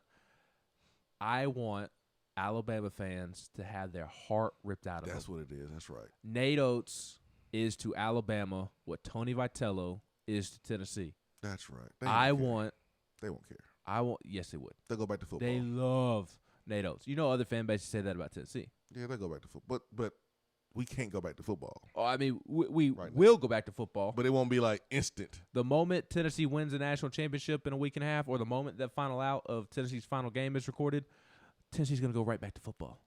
Yeah, but it's kind of like going into work for some folks. Like, oh, God. We hate on Bama fans, but trust me, I unfortunately I know how Bama fans feel about Nate Oates. They love him the way Tennessee fans do Tony Vitello, and I want that to be taken from them. The same way we fear Tony Vitello leaving, they fear Nate Oates leaving because they love him. And he has the program going in a great direction, recruiting 5-star after 5-star after 5-star. It'll be more devastating for us, though. Because I think it'll be equal. No. It'll be devastating for us because we can't be like, oh, let's just go pay attention to our championship football program. In that sense, yes. Like, yeah, because we have a distraction because we're running away from, the lack of success in football. Alabama basketball fans or Bama fans in general, they're like, oh, well, it's basketball season, so we'll pay attention to Nate Oates, and but like if Nate Oates leave, they're like, oh, well, we still got a national championship football team we can follow, cool, and hey, we'll go out and do it again. We'll go out and hire the best, up and coming basketball coach now. So I think it's a little bit different. I get that for sure, but the main reason I want Nate Oates to leave is just so he can break the hearts of so many Alabama fans, because Bama fans felt remember that feeling that we had when Tennessee lost in the Sweet 16 to Purdue. Oh yeah, and the way that we loved that basketball team with Grant Admiral and all them. Yeah, that's how they felt about Herb Jones, Petty, and that bunch, and they were distraught after that Sweet 16 run. So there would be nothing sweeter than, on top of that, distraught Nate Oates leaving and just completely ruining everything for them after they had been all excited about the direction of their basketball program. Man, I felt so bad. We had a conversation about balancing being a good fan and a good person because of COVID potentially sitting down one of our opponent's best players or something for a game, and of course you don't want anyone to get hurt or get sick, but you want your team to win, and the COVID protocols could have helped Tennessee in certain cases. It didn't at all, but I felt that pull from opposite directions when I'm watching Arkansas this past weekend, because I no doubt about it, I was rooting for NC State to win, and when they won, the reaction I got from Arkansas was crying baseball players, super emotional, and I was like I felt bad, but I didn't. I felt bad, but I wanted that outcome to happen, because Arkansas was the biggest threat to Tennessee winning. Because I want all the teams that beat Tennessee this season in baseball, I want them to be eliminated. Hey, Vanderbilt beat us in the series. Arkansas beat us in the series. I want those guys eliminated, making the path easier for Tennessee. Duh. I don't need bragging rights. Yes, I was excited to see Arkansas upset. The only one that got me, Kevin Kopps, that's the only one that kind of bummed me out. It's a good story, man. Yes. They did him wrong. He seems like a good kid. He stayed out there and signed autographs, man. Had a great quote. Like, that's the struggle. Being a fan, best sports fan, and being the best person. It's tough. All right, let's get to Joe in Augusta. Joe, good morning. What's going on, guys? I got three quick things for y'all. So the basketball or women coaching basketball, I'm all for it, but the first woman that does it needs to take a good job. Like, you can't go to a team that's 20-60 or whatever, because it doesn't matter, if it was a man or whatever, they're still going to go 25 and 55, 30 and 50. But she can't come in and fail immediately, because it's going to look bad. When we go to the College World Series Finals, I'm going to be in Knoxville. I'm going to be hanging out. Swain, I know that Ben's going to be gone, but I'm going to try and catch up with you and get a drink. Let's do it, man. I'll be around. The third thing, man, I feel bad for Kevin Kopp, but not as long as he's wearing an Arkansas uniform. I want all them tears. Send them home. It's their bad decision. They should have come to Knoxville. Hey, man. Hey. That's that balance, man. That's that internal struggle that you have. So like Paul Maneri. That's all I got, boys. See, man, like Paul Maneri in that moment. Here's a Hall of Famer coaching his last game, and it's sinking in, and for a split second, I felt bad. But then I thought about, wait a minute, he was talking trash about Tennessee fans and Tennessee's beating them, man, forget that, man. See you, man. Get up out of here. So it's that struggle that I talk about. T. Skid says, Kevin Cobbs is 24 years old. Forget him. He's a different F word, but I'm going to use forget. Valville says, Nate Oates doesn't scare me. Tennessee should have beaten them last year. We switched to a 2-3. We beat them. I was rooting my butt off for UCLA. Go UCLA. What about when Alabama was playing LSU in the SEC tournament championship game? I wouldn't root for anybody. Yes, you were. You rooting for Alabama to beat I LSU? wasn't. I was just watching the game. I will say this. Nate Oates Nice try. doesn't scare me. On top of me wanting pain for Alabama fans, it makes Alabama worse. And it makes the SEC easier for Tennessee. Oh, for sure. With Nate Oates not being in the league. So For sure. that's why I would like to see him leave. Good question from ATL VFL. Do you think the portal will help us in baseball? Yes, absolutely. Tennessee's going to have a brand new infield next season. Jake Rucker, Max Ferguson, they are MLB draft bound. They are going to be top 5 round picks at minimum, and they may be second, third round picks when it's all said and done. So you're going to need a new third baseman. You're going to need a new second baseman. Liam Spence, he's graduating. He could technically come back for a COVID year if he wanted to, but I would not expect that. Luke Lipschius at first, been here a while. He's been set back by injuries for most of his career. This is the first year in which he's been able to play an entire baseball season.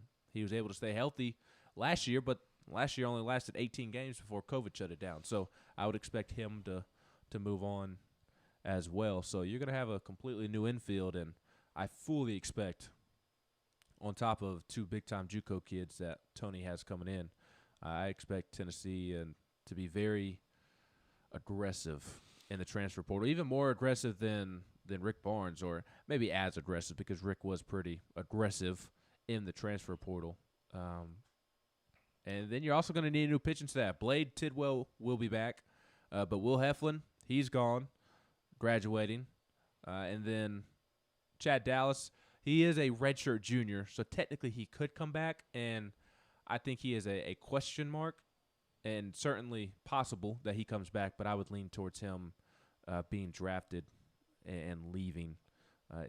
It's a 10-round draft this year. I think he's a top 10 round kid, so I would expect for him to be gone as well. So you're going to need 2 new starting pitchers as well. Sean Hunley's graduating. Redmond Walsh is graduating. Those are your 2 big bullpen arms. So new pitching staff, new infield. You're going to be relying on a catcher who will be a redshirt freshman who hasn't played an inning of college baseball. Maybe you go out and add a veteran catcher. 1,000% Tennessee will take advantage of the transfer portal, and it'll be good to them. You ain't going to like this, but it just hit me. That's why I was over here shaking my head like Alonzo Mourning.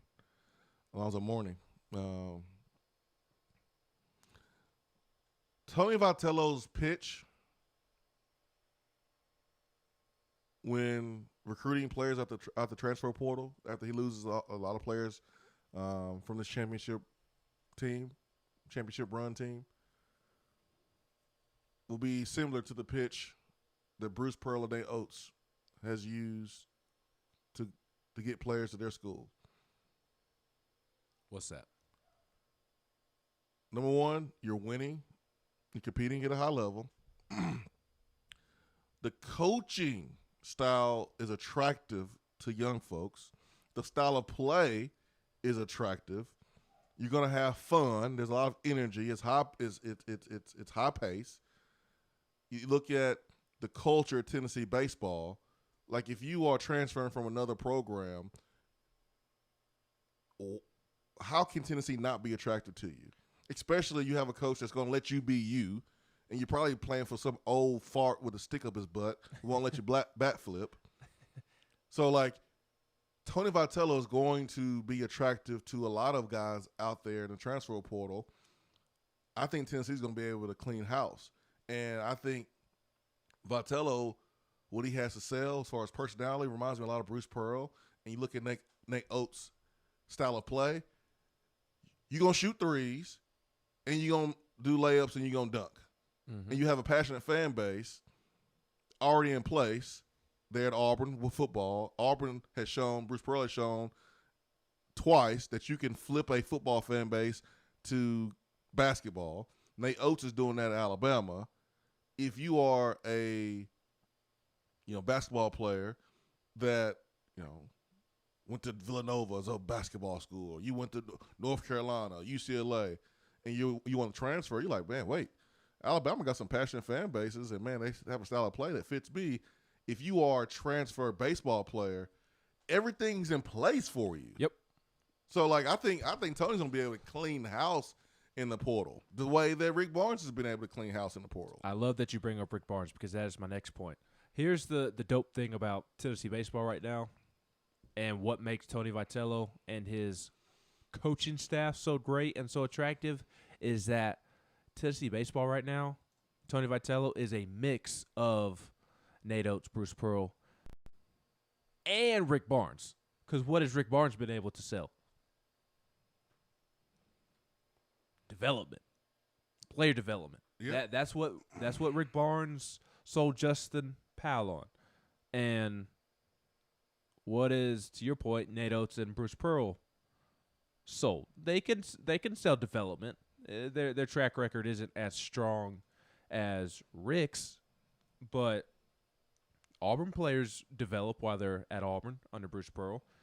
Bama players got better under Nate Oates after the transition from Avery Johnson to Nate Oates. Look at Herb Jones. Look at John Petty. John Petty became more than just a 3-point shooter. He got better. He got better. So, yeah, those guys can sell development. It's not at the level that Rick is because Rick is more experienced, and his stories of development of Grant Williams, Admiral Schofield, those guys are more significant than longer resume. Yes, Yeah. And then like Nate Oates and Bruce Pearl, they were developing guys that were highly ranked recruits coming out of high school. Rick developed guys who weren't highly ranked guys, and that's what Tony Vitello has done. Obviously, recruiting rankings are different in baseball. There aren't recruiting rankings, but you gauge the type of prospect that somebody is based off of the schools that are pursuing them. Nobody wanted Garrett Crochet coming out of Mississippi, coming out of high school in Mississippi. And because of Frank Anderson is the Rick Barnes of pitching coaches. Veteran, has a long list of guys that he has put in professional baseball. And Garrett Crochet, what are you laughing at? Me liking your text? Yeah, today. Yeah, you're welcome. I was acknowledging when you. We didn't answer my text yesterday.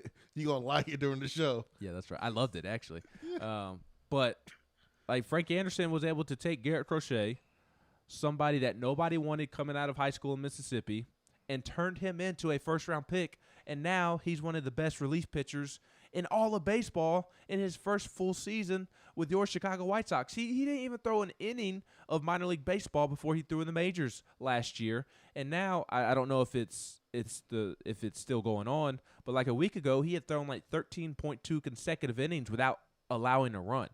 And that's Garrett Crochet, a guy that threw low 90s coming out of high school, but because Frank Anderson helped develop him, he's pumping 99, 100 consistently and on the best team in baseball right now and striking out guys left and right.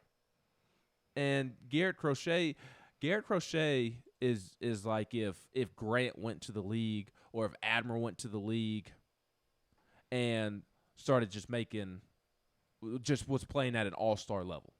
That's what Garrett Crochet is doing. So you have examples of that with Tennessee's baseball program to sell of development and getting them to the big leagues on top of the winning, on top of the playing with fun and all of that. So Tony Vitello is about to clean house because he's a mix of Bruce Pearl, Nate Oates, and Rick Barnes because you've got the fun, the winning, paired with the development.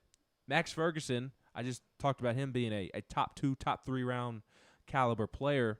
He was just a skinny first baseman as a freshman that was struggling to hit 200.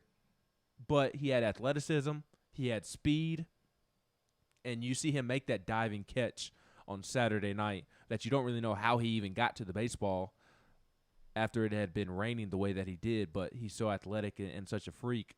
He was able to get to the ball and make a heck of a diving catch, and he got off to a slow start this year, but you see him hitting bombs, you see him hitting for average, you see him stealing bases because of player development with Tony Vitello, Josh Elander, one of the top assistant baseball coaches in America, one of the best recruiters in the game of college baseball, Ross Kivett, a great volunteer assistant, should not be a volunteer assistant, should be an assistant coach somewhere, but because of the culture that Tony Vitello has created, an extra year or two longer than he should be being a volunteer assistant has been worth it to him because he's been able to stay here in Tennessee with Tony Vitello.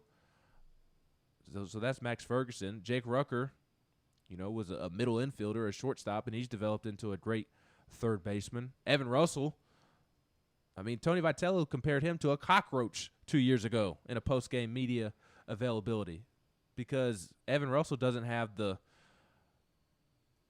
Aaron Judge type strength, the Max Ferguson speed, the Max Ferguson athleticism.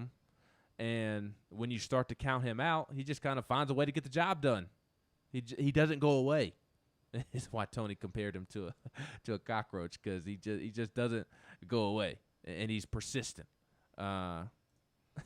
But Evan Russell, another great story of player development. And you have Sean Hunley, Redmond Walsh. Redmond Walsh and Will Heflin, they don't have the type of stuff that typically pitches at this type of level. But because of Frank Anderson, they've been able to develop great off-speed stuff, great breaking balls to coincide with their mid-80s fastball. So Tony Vitello is just going to take a vacuum and sweep up any and every player he wants in this transfer portal. Yeah, Big Orange 123 says, can't believe Arkansas, Mississippi State, and Ole Miss have never won a World Series the way the fans act.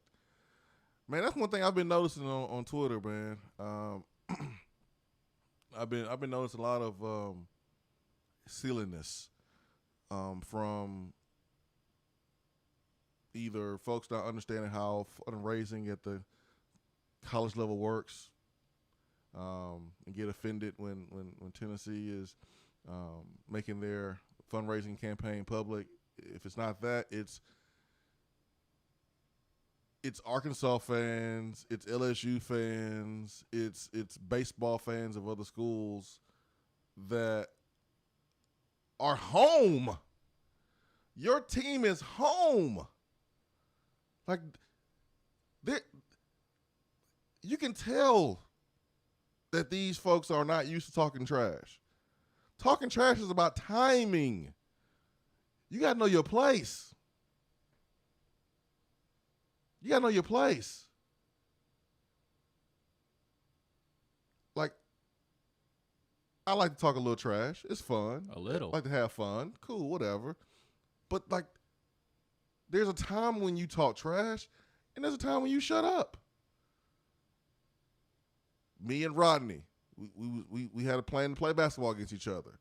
We was talking trash leading up to the basketball game. Well, somebody had to win, somebody had to lose. It's probably best that if you lost, you don't talk trash. Or you have a bet with someone on a game or a season. You talk trash leading up to that game or until the end of the season to get the results. But if you lose, you're not talking the same trash with the same energy. You would think the LSU fans are packing for Omaha this weekend. Yep. You would think Arkansas fans would be packing for Omaha the way they're talking.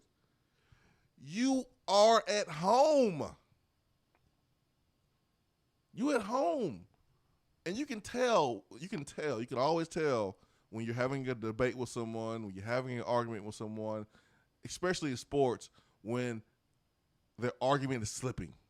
You can always tell. Mm-hmm. You can always tell because they start talking about the past or they start bringing up other sports. You can always tell.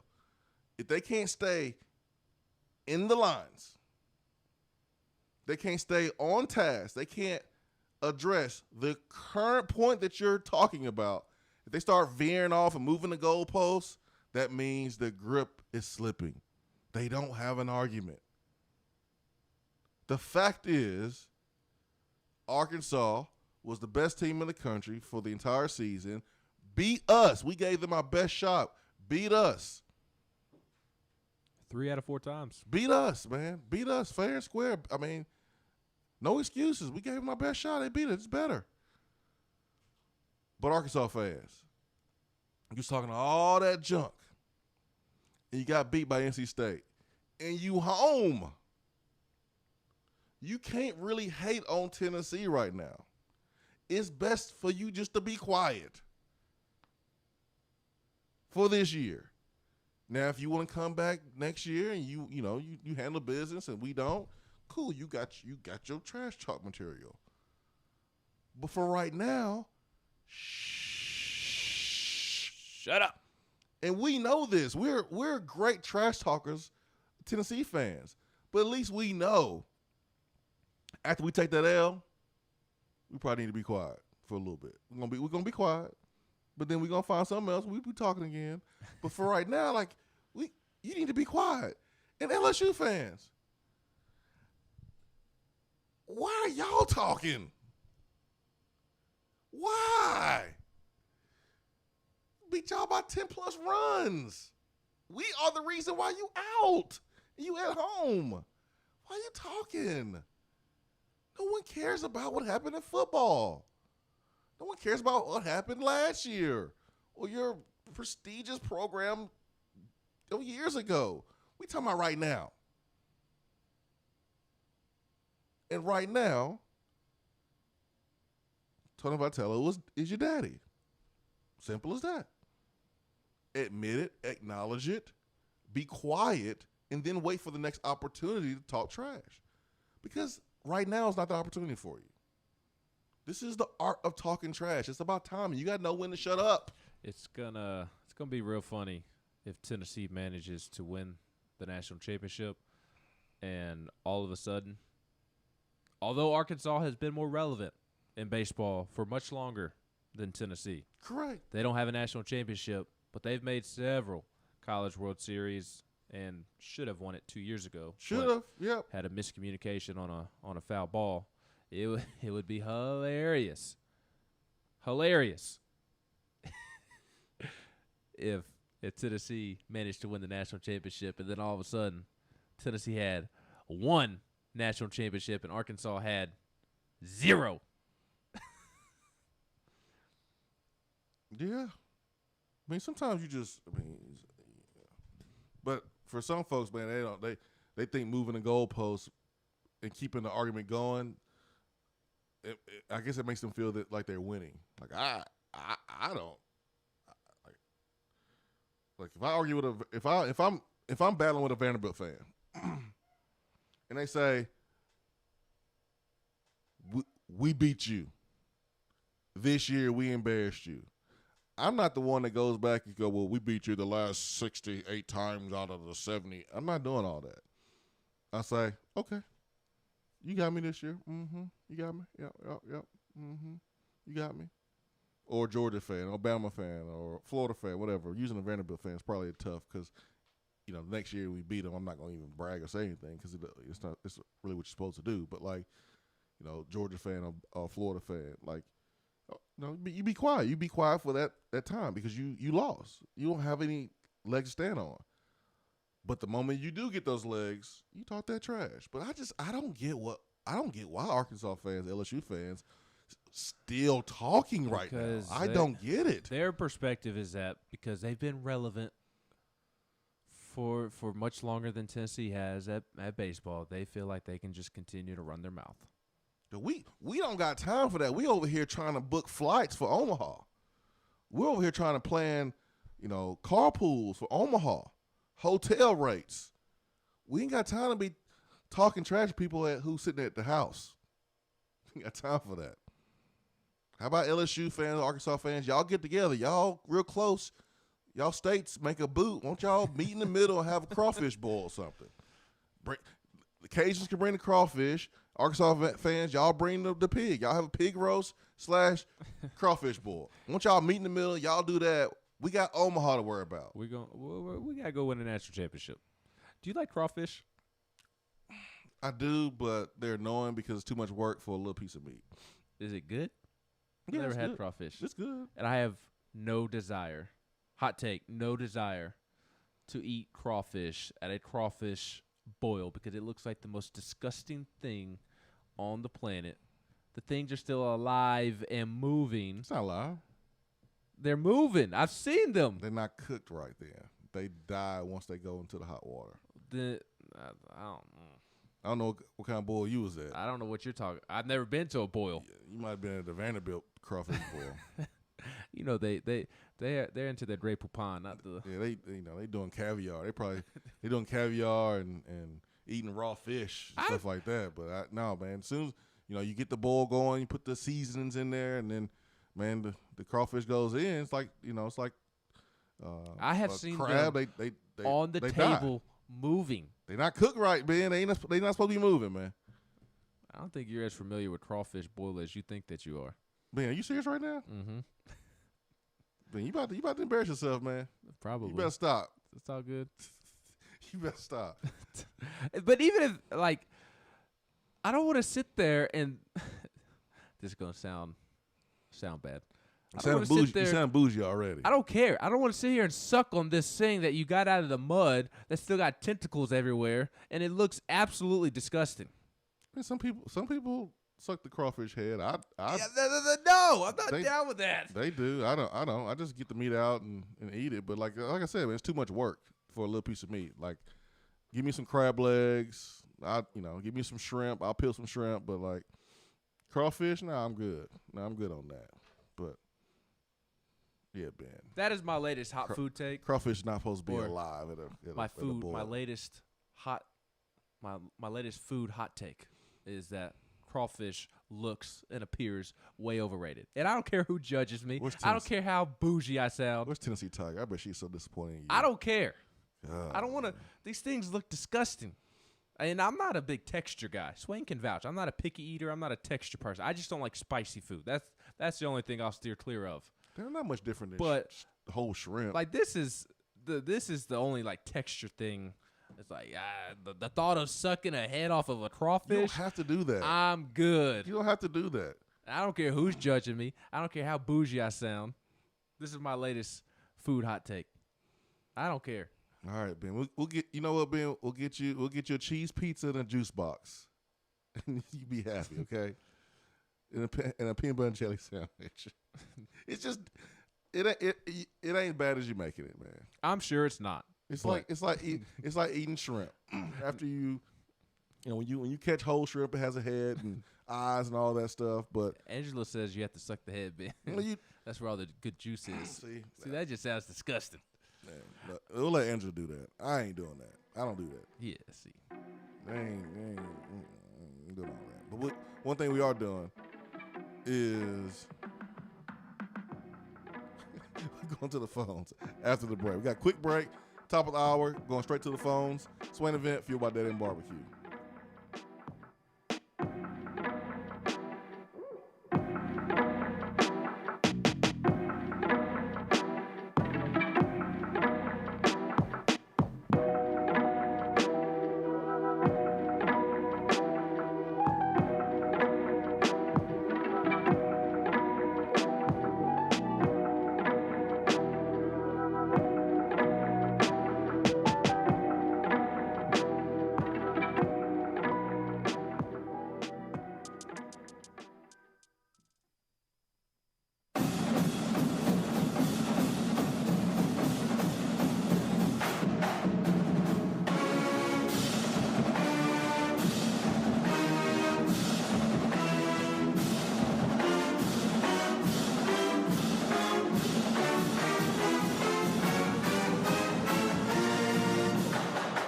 Hour 3 of the Swain Event is brought to you by the Low T Center and lowtcenter.com. Do you know your numbers? Feel like you again. Let us help. Guys, your health right now is more important than ever. I recommend Low T Center. That's where I get my levels checked. It all starts with the annual wellness exam where they do a comprehensive health assessment exclusively for men, making it quick and easy to take care of your health. And now they offer monitored self-inject at-home testosterone treatment. Most insurance is accepted. Go to lowtcenter.com now to book your appointment and make your health a priority. Low T Center, reinventing men's healthcare. Out-of-town law firms have been swarming into East Tennessee lately. Firms from Memphis, Chattanooga, and Birmingham have stormed into the area. Wouldn't you rather do business with a local law firm? You know, a true neighbor. Marcos Garza and the pros at the Garza Law Firm are just that. They are our neighbors and friends that support local causes year-round. The Garza Law Firm works to serve you professionally on criminal matters, injuries and accident matters, and Social Security and disability filings. The Garza Law Firm is here for you at garzalaw.com. The Garza Law Firm. Let us help. More and more Tennessee businesses are switching to Iris Networks for reliable, local, high-quality, high-speed business fiber internet. Iris provides direct internet access from 10 megs to 10 gigs with no payments for 90 days. Iris also offers next-generation business phones with work from anywhere capability from the mobile or laptop app. With local sales, support, and service, Iris is a partner in the community. Learn more at irisnetworkusa.com or call 865-448-IRIS. Iris Networks, a Tennessee business connecting Tennessee businesses. Hour 3 of the Swain Event is brought to you by the Low T Center and lowtcenter.com. Do you know your numbers? Feel like you again. Let us help.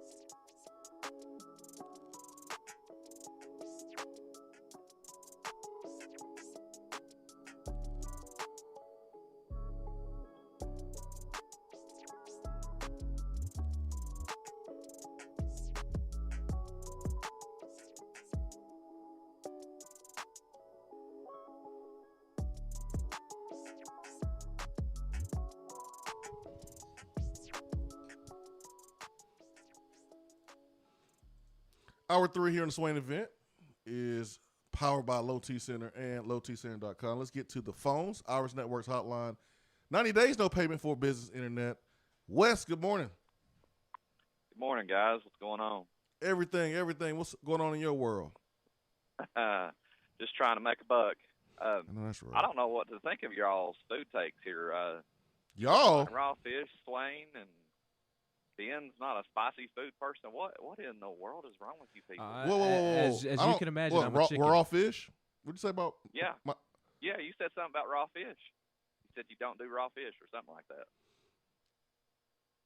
Yeah, I mean, I like sushi. It just depends.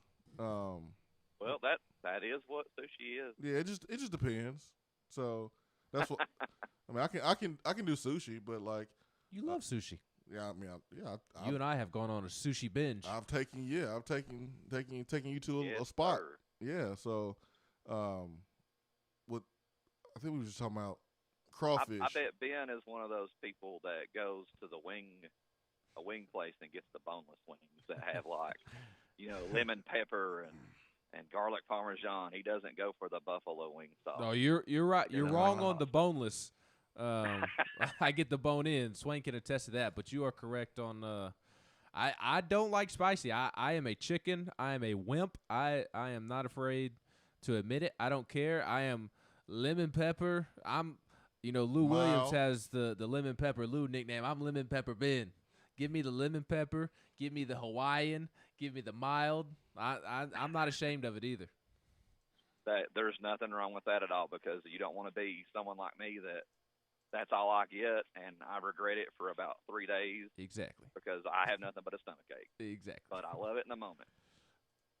we'll have to get on some wings together sometime. Watch a basketball game or do something like that. That'd be a good time. But hey, I wanted to ask you guys: did you get a chance to hear Brian Rice's comments yesterday about going in on other fans, giving us a hard time about us puffing our chest out and being proud? No, Wes, I don't listen to any other shows in town. Oh, no shade. I just don't. Yeah, I don't blame you. I just wanted to share that with you guys. It was pretty cool because he said something that I kind of said a couple of weeks back when the very first time I ever called in. You know, it is such a good feeling right now, like what you guys were alluding to. It's so awesome to trash talk these other teams that we've played and either eliminated or we're going and they're not. You know, we have been beat down, and you can call it battered ball syndrome. You can call it whatever you want. This fan base collectively and the university and admin and we've been beat down athletics for a long time, and we are due some success. I feel like there is so much more on the horizon. I'm sure you guys agree with me. I think basketball is for sure cruising and getting better right now. I mean, we're recruiting better than we ever have been, and it really fires me up. And baseball is just awesome to see where we're at right now. And I think in time football will catch up. It's inevitable. We have too much going in our favor to not do that. I mean, I know a lot of people think we're all crazy, but I certainly think we will return. It's just a matter of time. No doubt about it. And basketball's been knocking on the door. They've been getting good players. They've been developing. Of course, we haven't had the postseason that we would like, but they're knocking on the door. And that's what you want. That's what you want as a program. You want to each year feel like, oh, we got a chance to go win a championship, or each year we got a chance to go chase a championship. And basketball's doing that. Lady basketball is making steps towards that. There's other programs doing that as well. Baseball is right in the middle of it. Football is kind of the sport that got to get it together. There's a lot of positivity. There's a lot of synergy right now with the administration, and I haven't felt this way ever since I've either played or been out. We know the best AD that Tennessee's had is Doug Dickey, and that's when things were kind of all in line. But I see things being aligned, and you can really tell like how people approach life right now. Because like if you decide to be like super negative and Debbie Downer right now, that says a lot about you, to be honest. Because like Tennessee is 0-0, they're not even playing right now. Baseball is doing what they're doing, and you have some positive things on the recruiting trail with basketball in both men and women's sports. And if Tennessee's sending you some information on the opportunity to help with the fundraising efforts, and your first reaction is getting mad, bro, you got some issues. You got something going on that you need to work out. It's freaking amazing, the positive energy right now in Knoxville, in Vol Nation, and I've seen people say, just wait till Tennessee football get right. Oh man, it's gonna be magical for us and terrible for everybody else. Here's the big if though. If you started, if you bring the energy to Tennessee fans, because for the most part, Tennessee fans be minding their business. But if you start it, Tennessee fans are going to finish it. Exactly what I said about Paul Maneri. Everybody wants to call Tennessee fans classless for booing Paul Maneri when he was thanked for his coaching over the PA system, and everybody wants to complain about Tennessee fans booing Paul Maneri all weekend. Tennessee fans would have applauded Paul Maneri all weekend had he not made the ridiculous comments that he made about Tennessee fans and its players back when LSU played in Knoxville in March. Tennessee fans are smart sports fans. They are great sports fans. They understand sports. They recognize people like Paul Maneri who have had great careers. And he didn't coach at Alabama. He didn't coach at Florida, Georgia, Vanderbilt, a place like that. So if Paul Maneri doesn't make those comments that he made when he came to Knoxville the first time back in March, Tennessee fans don't boo him the way that they did this weekend. They booed him, not because they're classless, but because Paul Maneri was classless with his comments that he made back in March. So to your point about people starting it and Vol Nation kind of finishing it, that's a prime example. Paul Maneri brought this past weekend on himself by making comments that were not true. Was it a rowdy environment when he came the first time? Absolutely, as it should be. Was it hostile? No. Saying it's hostile paints a whole lot of people in an incorrect manner. And as Tony Vitello said, without mentioning names, all Tennessee fans are doing is creating the same environment at Ole Miss, same environment that takes place at Arkansas, that takes place at LSU. And then you want to call Tennessee's players not handling things with class when it was your pitcher from the state of Tennessee, Blake Money, that started the back and forth. So, like, fans can shove it. Other fans can shove it about Tennessee fans being classless about booing Paul Maneri. Paul Maneri brought that on himself. He started it. Tennessee fans finished it. If he wanted to be applauded, if he wanted to be given his roses, his flowers in Knoxville this past weekend, he should have kept his mouth shut about things that weren't true the first time he was here. Pretty much, man. That's what I've seen. I mean, I've seen if you don't bother Tennessee fans, they ain't going to bother you, man. It's like Pitbull. Yes. Probably Pitbull's probably bad example to use. Yeah, Pitbull depends on the Pitbull. Will still snatch your right booty cheek up, even if you didn't do anything to it. But my point is, if you don't mess with Tennessee fans, they don't mess with you. But if you say something crazy, then you're gonna see all of them on Twitter. And I'm not sitting here saying that Vol Twitter has done everything right and behaved perfectly in every single instance, but in this instance, Vol Twitter is doing their thing. It's hilarious. It's great. It's great to see, man. I don't understand how. I don't even know why DR Vol went on a vacation. Yeah, this is the wrong time to go on vacation. Man, he's pulling receipts. He's digging and digging and digging, pulling up receipts from tweets from 2011 on folks, man. Dropping the mic on them, man. I've been impressed with Vol Nation's research abilities. Vol Nation or? No, DR Vol, excuse me. I may have helped DR Vol on a tweet or two. DR Vol, my bad. Since I can't send things out, I can't go after people. I may or may not have pointed DR Vol in the correct direction on a tweet or two. There you go. That's how you do it. I'm giving my all in different ways. In different ways. I've done that. You know what I've realized this month? What's that? As people have gone on vacation, as long as Tony Vitello is at Tennessee, we're gonna have to readjust our vacation scheduling. I think we're gonna have to. Can't take it in June. You can't take it in June.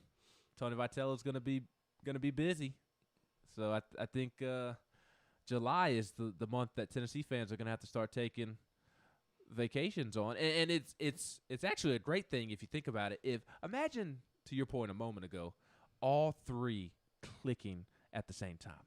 Imagine football, and then basketball, and then this with baseball. That's from August until June. And there's only 1 month off, so take your vacations in July, that 1 month, kind of regroup, step away, recharge the batteries, find that energy again, and get geared back up for football season. Imagine that, August to June, just Tennessee dominating everything and anybody. Yeah, and you naming those three sports doesn't mean that women's basketball or softball is not important, because their programs are, prolific, but the trash talking we don't get. Like I didn't see a lot of trash talk between UConn women's basketball fans and Lady Vol basketball fans, and we played them that week. You don't see a lot of trash talk from South Carolina basketball fans and Tennessee Lady Vol fans. You just don't see that as much. No, but I remember when I was young and the Lady Vol runs under Pat Summitt to a national championship with Candace Parker. I mean, even that's not the point. I know. The point is like the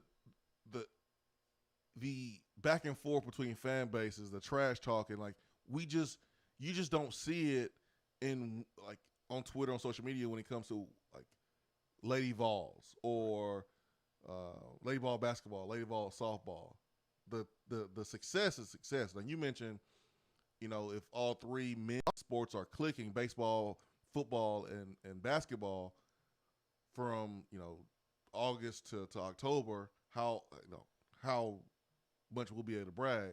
You mentioned that. I just wanted to make sure I added in before someone tried to be like, oh, don't forget about the Lady Vols, because that's what the people always do. Don't forget about the Lady Vols. Well, Yes. that has nothing to do with the context of what we're saying. What we're saying is like the trash talk, the bragging that goes on social media. It is more prevalent with the men's teams. Not to say that the men's teams are better or more valuable, but like people are still arguing today with Arkansas and LSU fans, and you just don't see that in softball and lady basketball. That's all I'm saying. No.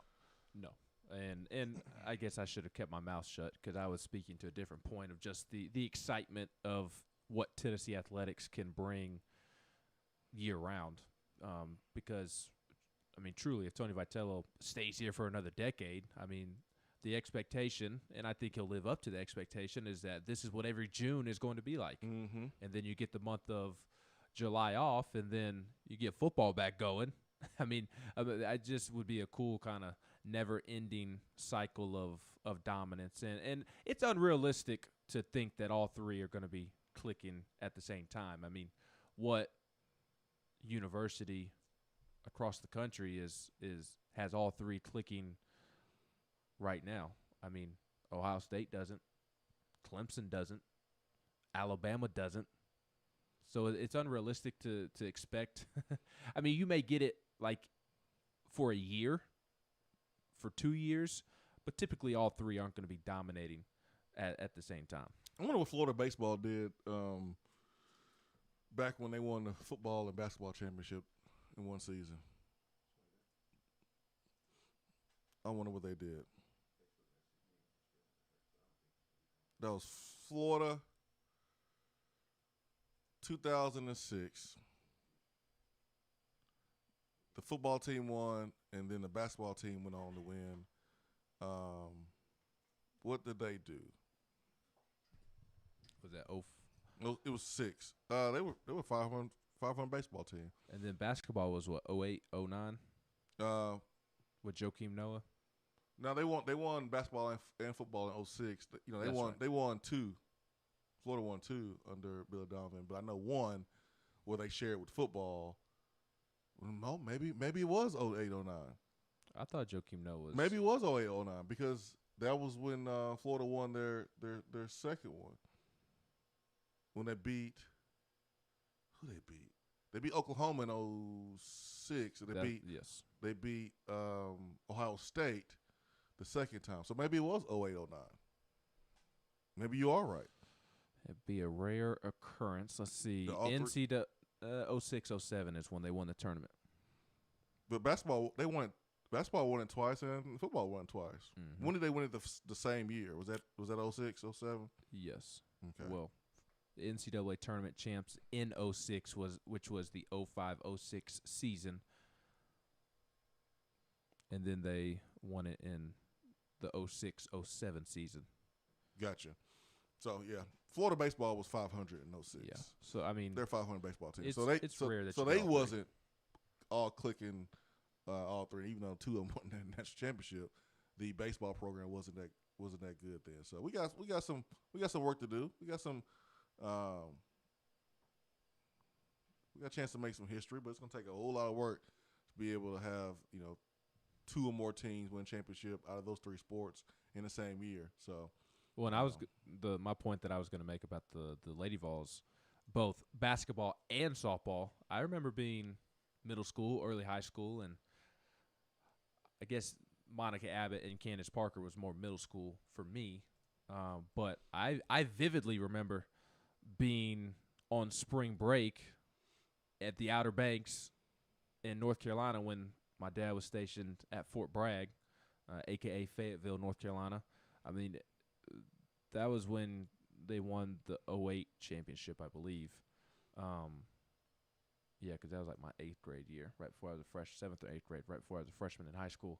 And I remember, every night our family plans while at the beach on vacation was watching Candace Parker and the Lady Vols try to advance to the next round of the NCAA tournament. And I remember watching Monica Abbott in June trying to lead Tennessee to a national championship. And Oklahoma. Those runs were just as exciting as this baseball run has been. And it's because we as Tennesseans, we as alumni of Tennessee, we as volunteer fans, we're so passionate about the University of Tennessee as a whole. We're so passionate about East Tennessee, the state of Tennessee as a whole, that we love seeing our own do well. And when you have generational talents like a Monica Abbott, like a Candace Parker, generational teams like this baseball team, it just makes it so exciting to root them on and cheer them on, regardless of sport, because Tennessee fans are great sports fans, and they are passionate, and that's what makes Tennessee so special. I'm gonna go to the phones. Got Ballstorm. I'm Mark Pancratz sent out a tweet on the 12th that nailed it. Says the University of Tennessee isn't a football school, it isn't a basketball school, it isn't a baseball school, etc. It is a school supported by the most passionate and proud fan base in the country. It doesn't matter the sport. Win and the fan support is unmatched. Go Vols. That is the tweet of the year right there. That pretty much sums up the Tennessee fan base. Let's get to Volstorm. Volstorm, good morning. If you are an SEC fan base and you talk trash all week only to get swept, what do you think is going to happen? You're going to get that energy. If they had kept their mouth shut, then this bloodbath would have never taken place. Do you see Tennessee fans going after Wright State fans or Liberty fans? And I recognize the difference in fan base. I do. But Tennessee has played other schools like that in the past where there's at least one or two people popping off at the mouth, and then after the game, Tennessee fans go and get them. I remember Utah State having Chucky Keaton and Utah State fans and alumni running their mouth before the Utah State-Tennessee game, and they got what was coming for them after the game because they were running their mouth before the game. But Wright State alumni and Liberty alumni, they weren't running their mouth before the NCAA tournament regional, and what do you know? Tennessee fans did not go after them. And everybody takes an L. Like, remember all the stuff we was talking about West Virginia before 2018, and then Mafia had the best phone call ever. And guess what? We got our heads busted, and guess what we did? We shut up. We kept our mouth closed. I would go that far. We did. We ate the L. At least the smart folks should have, instead of talking about what we did in '98. What you do in '98, West Virginia? It don't matter. They beat us by 30 points today. So, like, if you're smart, you should just be quiet. Take that L of West Virginia and just hope to see them again and be better next time. But it happens. Everyone takes an L. It's how you handle it. If anything, we ought to congratulate Maneri because his comments is what woke up this fan base. Yeah, even more. Pour gas on the fire. Even more. I mean, there's already enough people on there that talk trash, myself included. But that just kind of really woke us up. Yeah, it gave people a motivation to go to the game and get tickets. And if they couldn't get tickets, it made them even more motivated to go to the block party and create noise from the outside. Exactly. My favorite one had to be the Arkansas fan that said, Well, Tennessee Twitter's only been around about a year. Oh, Lord. I saw that I one. said, are you new here? I saw that one. I closed the app. I didn't just hit the button to close, lock the phone. I swiped the app up. I closed the app completely. I didn't want the app draining my battery. I saw that. I was like, man, get this Twitter out of here, man. I can't believe this dude just said this. Guys, before I go, if DR Ball doesn't learn how to deactivate his Twitter account, there ain't going to be no second marriage. See you,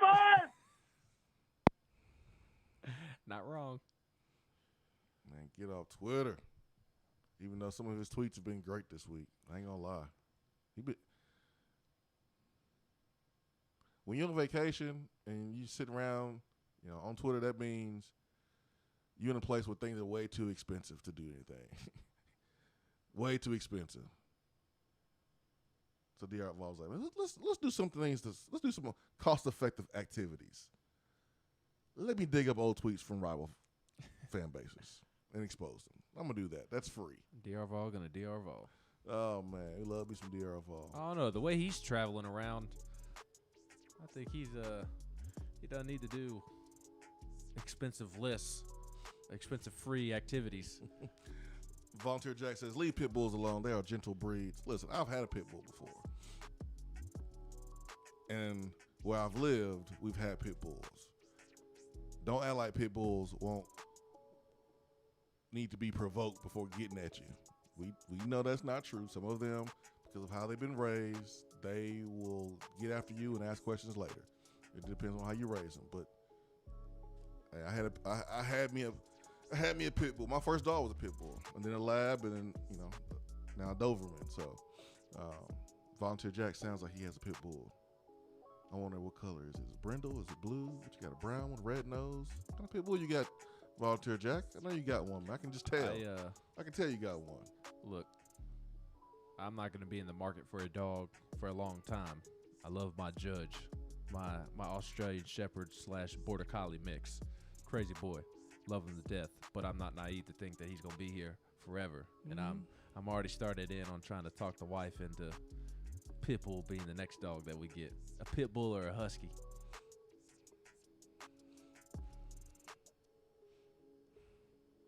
Not going too well. Pit bull, she's intimidated by. Not literally. It just takes a lot of work. Yeah, it does. Yeah, and a lot of time. The husky she doesn't like how much it sheds. But they're beautiful dogs. They got beautiful eyes. Yeah. Yes. So pit bulls are good dogs. You just gotta put some work in with them. Yeah. No, spend time with them. I think pit bulls are absolutely beautiful. Honestly, we'll probably end up getting another Australian Shepherd Border Collie mix. Yeah, I'm getting Chihuahua like Jamel. No. Name Mello. No. Hour 3 continues after this.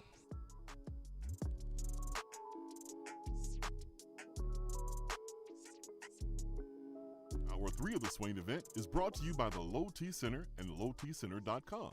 Do you know your numbers? Feel like you again. Let us help. It's a new season, which means it's time to rep your team in new ways with gear from Game Time Sidekicks. Rep the Vols with every sip with a new tie-dye tumbler or bottle. They also have a new NFL Players Association product line, so you can support your favorite VFL on Sundays. Want to put your own flair on a tumbler? Game Time Sidekicks has you covered with options to add your own text or even a monogram on the back of your favorite team tumbler. To check out everything that Game Time Sidekicks has to offer, go to GameTimeSidekicks.com. Carry your team with Game Time Sidekicks. Is that as low as you can go?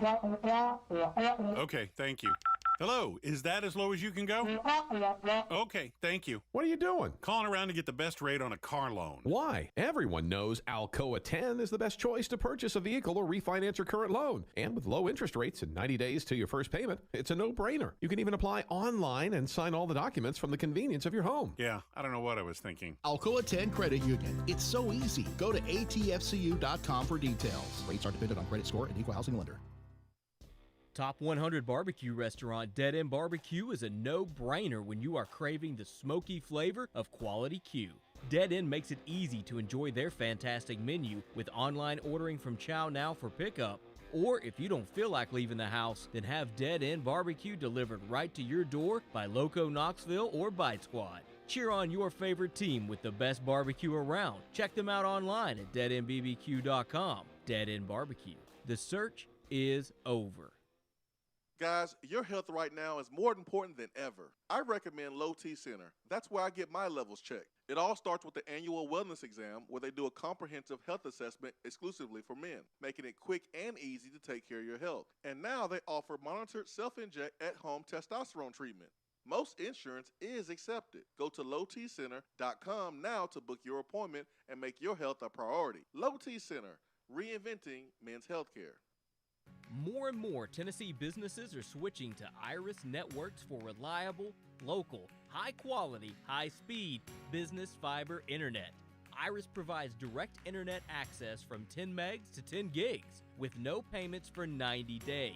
Iris also offers next-generation business phones with work-from-anywhere capability from the mobile or laptop app. With local sales, support, and service, Iris is a partner in the community. Learn more at irisnetworkusa.com or call 865-448-IRIS. Iris Networks, a Tennessee business connecting Tennessee businesses. If you want to get in on the conversation, call the Iris Networks hotline at 865-200-5503. Grow your business with Iris Networks high-speed fiber internet. irisnetworksusa.com.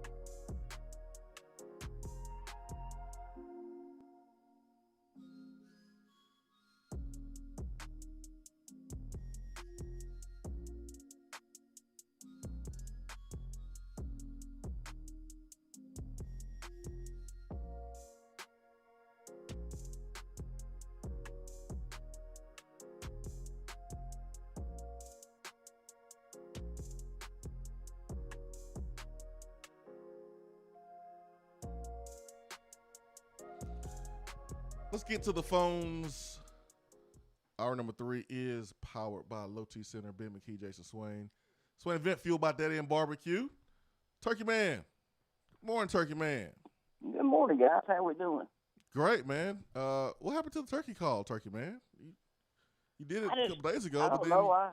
I guess I sat and waiting on the call, and then of course I kind of get wound up a little bit on Sunday sometimes.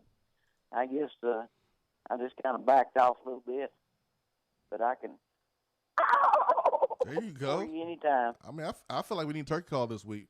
Because of that. Omaha. There we go. That's what I'm talking about. See? Get that Omaha in there. You heard that Omaha in that, didn't you? I did. I heard it. There you go. Well, are we fired up? Oh, always fired up. Excited. Are you fired up, Swain, or are you fired up? I'm it fired feels good up. to have a team going for a championship and participating for a trophy. Not participating, it's a beautiful thing. But participating to get a trophy. It's a beautiful thing. I think we should order a replica to put in the studio if they win. I'm all for that. I'm telling you, I'm excited about that. We'll replace Butch's Tax Slayer Bowl trophy. Man, I haven't seen that thing. I haven't seen that thing since I bet he took it with him. Hey, you talking dogs right there. You know, dogs talk a lot like people. You can look at dogs' eyes. If ain't nobody home, there ain't nobody home. That's the same way for people. You look in their eyes, ain't nobody home. Ain't nobody home. I have to keep that in mind. I have to keep that in mind, Turkey Fan. Now, how can you pick a Doberman? How can I? How come? How come you do that? Because it doesn't shed as much, short hair. Loyal, and they look good. Never really had one. So it came down to a couple factors. I've had a pit bull before. I've had a lab.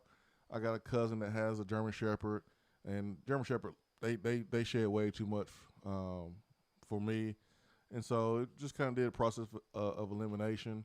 And the Dobermans are what I picked. I do like. I don't know if I'm saying it right. Weimaraners. They're the silver dogs. They look like Dobermans a little bit with the floppy ears. Mine has floppy ears right now, so I like those, but those seem to be a little bit harder to get and cost a whole lot more. So, kind of was, sold on Doberman and got lucky, and that's why Turkey Man. So, just check the boxes. Well, I noticed something in your picture there, and I'm not being this is to help, because a lot of people don't understand that. You know how when you're a kid and they say straighten up, slumping over? Mm-hmm. You can have a dog sit correctly, too. Mm-hmm. And especially a bigger breed like that, it's important that you make them step up and make them sit right, because you can sit right just as much as they can hang over on that hip. And I know they're pup, and sometimes we just do that, but work on making sure he sits correctly, because he's a breed like that can have hip problems. Mm-hmm. And that adds to it. But I noticed that. I didn't say that. I didn't say nothing. But I noticed that, and I said, "Well, everybody, I do the same thing." But have me say correct. No, straight up. Absolutely, Turkey Man. I got a football question. Don't mind. I was wondering about. I heard them extending the playoffs. Mm-hmm. Possibility to 8. Mm-hmm. And I even heard 12. Yeah, 12 is going to be the more likely scenario in a couple of years. Well, let me ask you a question here on this. That's been my thought process. We see so many of players. I mean, the good ones, when they get closer to the bowl season or the end of the season, then some of them will start dropping out. The more games, do you think that will affect the better ones that have a pro career of not participating or not wanting to participate? Or, I mean, it's pretty hard to. You're number one in the nation. You're going to be playing the 12, number 12, and you know how things go as being an athlete. You get hurt against bad competition. Yeah. You get hurt trying to get out of a bad competition. Yeah, you get hurt in big games. You can get hurt against teams that are not as good. It's the risk. I mean, for some guys, you don't have anything to gain, so why even take the risk? Whether you're playing a good team or a bad team, you can get hurt in any game. Inky Johnson got hurt in the Air Force game, and we were supposed to beat them by 40 points. Justin Harrell, got hurt in that game as well. And that was a season-ending injury. So we had 2 starters on defense get hurt in the Air Force game, and it changed our lineup. And then Justin Harrell came back the next game to play against Florida, but after that he shut down for the rest of the season because he had a torn bicep. So he can hurt any game. My hardest hit I took was against Vanderbilt. So not when your quarterback left you out to dry in the Penn State game. No, that actually didn't hurt. It was just him knocking the breath out of me. But the Vanderbilt game was, Rick threw me a nice hole throw in the cover 2, and I had to stretch for a little bit, and the safety hit me when I wasn't looking. In the ribs. He hit me pretty good in the ribs, and then 06 we were maybe it was 05. No, maybe it was 04. I don't know. Anyways, but it was there, so it had to be covered 3 of the 4 years. It had to be 06, 04 because it was there, and I got it was a little helmet to helmet action. It wasn't like it was a hard hit, but it was just a helmet to helmet, and I was he rang my bell a little bit, pretty good. So concussed. Yeah, I didn't say anything to the trainer, so I probably played with one. Head honcho. Yeah, I played such an alpha. Yeah, I don't know about that, but I just played with one. I don't. To answer Turkey Man's question, I don't think that you'll see more guys sit out because I think you see more guys play instead of sit out. That was my point when this first came out. When we came back the next day and did the show after the news broke that it was a possibility that it would be 12 teams in the playoff, I came back the next day and said I think that you will see less of that because there'll be more teams with more to play for. Yeah. And so instead of 4 teams, and when's the last time you've seen a player in the college football playoff decide to not play and get ready for the draft? You haven't seen that. But I don't think that you have seen that yet. But you've seen guys playing in Chick-fil-A Bowl or playing in another prestigious bowl, but just wasn't one of the 4, championship games or the semifinal, host bowl. But you've seen other guys sit out in other games. Well, if you have 12 teams, you have 12 rosters. That means that you have more guys that have that have something to play for, and you're not going to sit out when your team is making a championship run. You ain't going to do that. No, that's why I think it'll be the same. Yeah, is because the teams that are playing for a championship, those guys will play, and the teams that are just playing in a regular old bowl game, you'll continue to see guys sit out. So I think it'll be the same. I don't think that there will be any difference. The only difference is, like what you're saying, is that since more teams are playing for a championship, there's less teams that will have guys choose to sit out because the games are meaningful. You again, I can't think of anybody off the top of my head that has sat out of a playoff game. No, man. I mean, if anything, you've seen Jalen Waddle risk injury come back and play when he shouldn't have. Yep, and it didn't cost him because he didn't get hurt. His team won, and he still was the first receiver off the board. Can't say the same about the Notre Dame linebacker. Jalen Smith from several years back. Yeah, they got hurt in the ball game towards ACL. That's the Orange Bowl. And I thought it was Sugar Bowl. Was it the Orange Bowl or Sugar Bowl? I thought when they got the. I don't remember Notre Dame being in the Sugar Bowl. You're talking about Jalen Smith, right? Yeah, I thought the one who went to the Cowboys. I thought it was. Who knows? It might be. It was a bowl game that wasn't a championship. I remember when LSU beat them in the Sugar Bowl, so maybe I'm thinking about that. But anyways, but he got hurt and it cost him money. But he still Fiesta Bowl. We both was wrong. So it worked out for Jalen Smith, because he recovered. He got a second contract with the Cowboys. But sometimes it doesn't work out. It didn't work out for.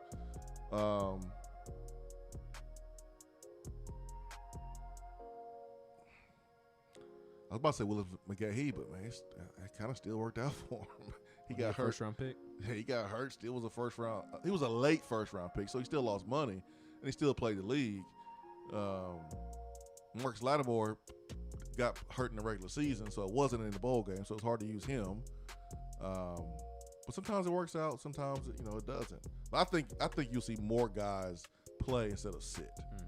That's just same thought process, but more guys playing because more teams are in the playoff. Yeah, but we're about 2 years away from that, man. We're gonna have this 14 playoffs for another year or two before it switches to the new one. If they decide to do that, it's not up to the agreement for the 14 playoff isn't up for another 2 years, and we'll come back with Around the SEC, and I actually have some notes on the college football playoff. Let's do it. Swain Event.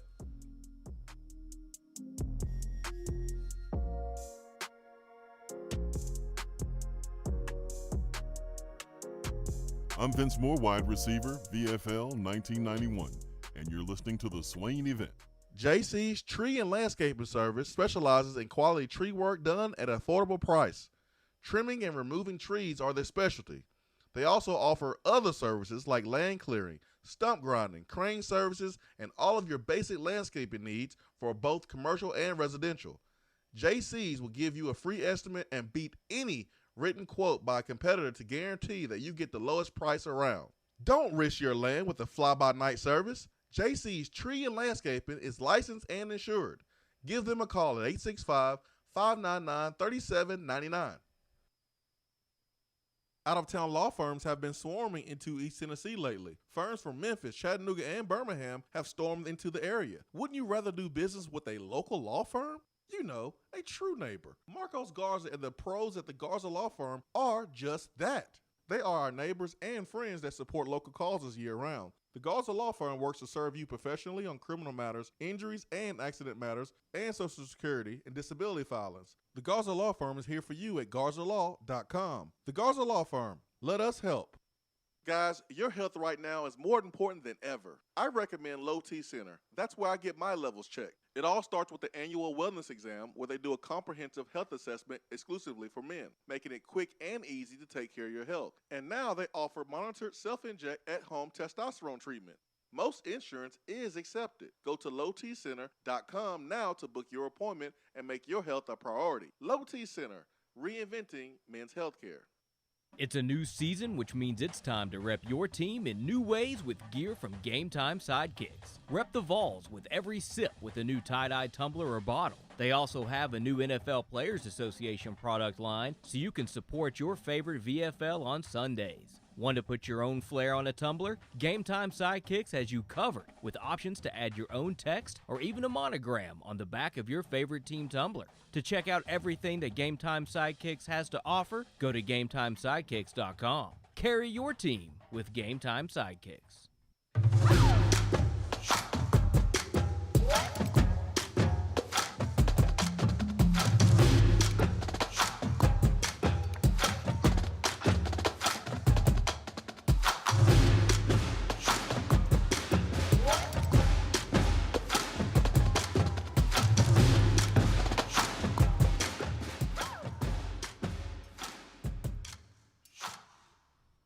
All right, Swain Event fueled by Dead End Barbecue.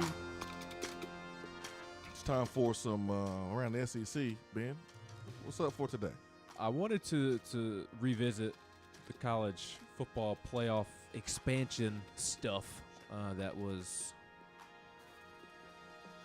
reported, and also the College Football Playoff Committee announced potential changes last week. I believe it was last Thursday, and because of our excitement about Tennessee Super Regional, we didn't touch on it a ton that Friday.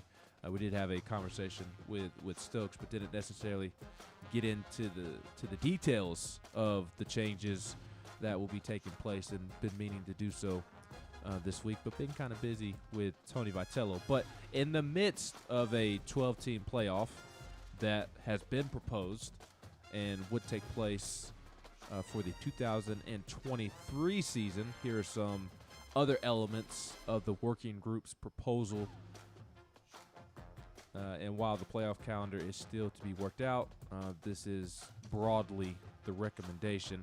First-round games would take place on campus sometime during the 2-week period after conference championship games. Cold? Mm-hmm. Quarterfinals would be played on January 1st or January 2nd, when New Year's Day falls on a Sunday and on an adjacent day. And then the semifinals and championship game dates are to be determined. Semifinals likely will not be played as a doubleheader. The playoff bracket would follow the rankings with no modifications made to avoid rematches of teams that may have played during the regular season or are from the same conference. So what that means is if Alabama's the 1 seed, you know what? If Tennessee's the 1 seed and Alabama's the 12 seed, Tennessee and Alabama would still play in Knoxville in that first round of the game, and that they would not change the ranking or the seeding around just because Tennessee and Alabama played during the regular season. So just because those two teams played in the regular season, however the rankings fall at the end of the year, that game will still be played, regardless of if that team had already played in the regular season, which is, how it should be. I don't know why you would alter it just because they played during the regular season. But I guess you still have to write that kind of stuff out in these type of situations. The bracket would remain in effect throughout the playoff, meaning no more reseeding.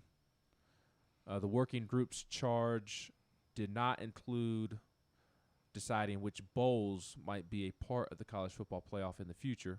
However, the group did recommend that if traditional bowls host games, teams would be assigned to their traditional bowls for quarterfinal games, with priority going to the higher seeded team.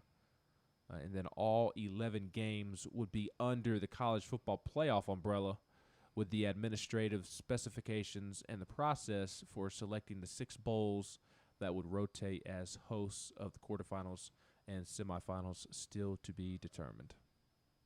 So, what are your thoughts, Swain, on hosting that teams hosting that first week of the college football playoffs, and then moving into, the Fiesta Bowl having a playoff game, the Rose Bowl having a playoff game, so on and so forth? If Tennessee was hosting a game, you wouldn't have to have a block party. That's for sure. No. We would have plenty of room. Whole city of Knoxville would be a block party. I like it because the one of the problems I had with the playoff when it was unveiled was the cost for the fans that wanted to go to the semifinal game. And let's say, let's use Oklahoma and Georgia. They played in the Rose Bowl. Like, you're a Georgia fan, and you got to travel all the way out to Pasadena, and that's some big time cost. Now, since UGA is in Atlanta, you do have the benefit of using the Atlanta airport. They got some pretty good flight prices and stuff like that. But still, you're taking away one big time travel expense. You still have to travel, to the host city, but it's not like you're competing with, another huge fan base to get hotels and things like that. One fan base is already there. And so I'm pretty sure travel will be a whole lot easier in most cases because we know the teams that are going to be competing really going to be east of the Mississippi anyways, let's just be honest. So most of it will be driving distance. You almost made it through. Almost, man. Almost. So maybe Friday I'll be able to laugh without coughing. But I like it. I like the host. I love city. it, man. I like the host city in the first round. I like that. I love it. I wish they would do all the playoff games. Not the national championship. National championship should be on a neutral site. But high school. Like the NFL. Yeah, like the NFL. Like any other sport outside of the NCAA basketball tournament. People can't make money from that. Ben, it's about money. I know. I the reason why we expanding this thing is about money.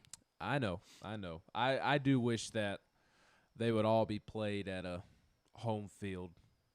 Whoever is the higher seed just gets to host that football game just like you see in the NFL. And, that would take away from, the Rose Bowl and the Fiesta Bowl. I think that the Rose Bowl should be the football thing that, all roads lead to Pasadena and the Rose Bowl. I do hate that it's in California. It's out west. But you don't get, the Rose Bowl is the epitome of college football. That is the one thing that the West Coast has going for itself with college football is just the beautiful Rose Bowl field and grass and the nostalgia of Pasadena and the Rose Bowl itself. I think it would be cool if – I would hate it because I'm in the South, and if Tennessee ever made it to the national championship game, it'd be hard to get out there. I do hate that. I recognize that most would have to travel. And when I say most, I'm referring to most fan bases would have to travel. But I think it would be kind of cool if that was a permanent thing. The national championship is the Rose Bowl game. I think that would be cool personally. Obviously, you vehemently disagree. Yeah, because there's obvious East Coast bias, and I don't want to be watching a game that starts at freaking 9:00. It's the national championship game. It's one I game don't a year. care. You're going. They start the game at 9:00 when it's on the East Coast. I don't want a game. That is every the year. lamest excuse. That's one as of the to reasons. I got many. That's fine, but that's a lame one. So there's cities around the country that get a chance to host events, and when they do, it brings in a lot of money to their economy. March Madness on the women's side and the men's side, you have different Final Fours, different places where Final Fours are being held, different places where Elite Eights are being held, and it helps those cities. It just would be so boring to me to have one place all the time, and like kind of like Omaha, to be honest. But Omaha is different for me because it's a sport where like it doesn't have the glam and the attention like football or basketball, but it's still pretty cool to see like the softball team go to one place and the baseball team go to one place. I just wouldn't like that for football, especially not in Pasadena, Pac-12 country, where they don't even care about football like that. It's more about the Rose Bowl for me. I understand. It's more about the past, yes, and the history. Yes, and I don't know. I think it would be cool. Like I agree with your point about being able to create different revenue for different cities, like the tournament. But I don't care that it's in the state of California. The Rose Bowl is as college football as it gets, and if you don't think that, you're being naive. No, it is, but it just so happened to be in California. It's, as I mentioned, it's the name, the Rose Bowl, which is, until the playoffs, I mean, it was the postseason game, aside from the national championship. It was the game. It is the most tradition-rich game outside of the national championship in postseason. Absolutely, that's what it's about for me. It's about the grass, the grass. I know that sounds silly, but why do we love the Masters? Because of what it looks like on TV, because of the grass and how beautiful it is, even as something as silly as that is. That's part of what makes the Rose Bowl so beautiful. So it's not about that it's in California. I even said that I hate that it's in California, and that's the one thing that I would dislike about it, is that it's all the way on the West Coast. I wish there was a way to go back in history and create the Rose Bowl somewhere in the Southeast, because the Southeast is way more deserving of the Rose Bowl than those nerds out west that don't even care about college football. And that's why they don't deserve to have the national championship be played there every single year. Yeah, I hear you, and I agree with you, but again, it was more about the actual Rose Bowl. I understand.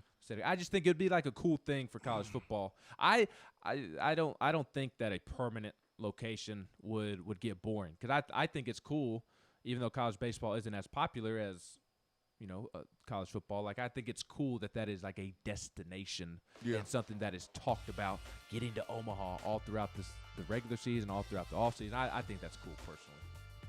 I'm surprised, Ben, you did not mention the fact that Dominic Wood-Anderson is signing with the Seattle Seahawks. I bet he won't even make it to fall camp. Come on, Ben. Have some faith, man. He was signed after the draft, but was let go part of the 90 cut to 80 player cut limit there. But he is signed back with opportunity to try to make the team. So who has a better chance of making their team as a tight end, Dominic Wood-Anderson and Tim Tebow? Tim Tebow. Oh, man. And one guy actually been playing tight end. One guy actually looks like a tight end. But the other guy, he knows people that knows people that knows people. And people like him. I don't know if Tim Tebow's a better tight end. I don't know if Tim Tebow's a better tight end than Dominic Wood-Anderson. I'm not willing to say that right now. He might know the plays better, but I don't know if he's a better tight end right now. I wouldn't say that. For Ben McKee, I'm Jason Swain. Hope you have a great day. Peace and love. We are out.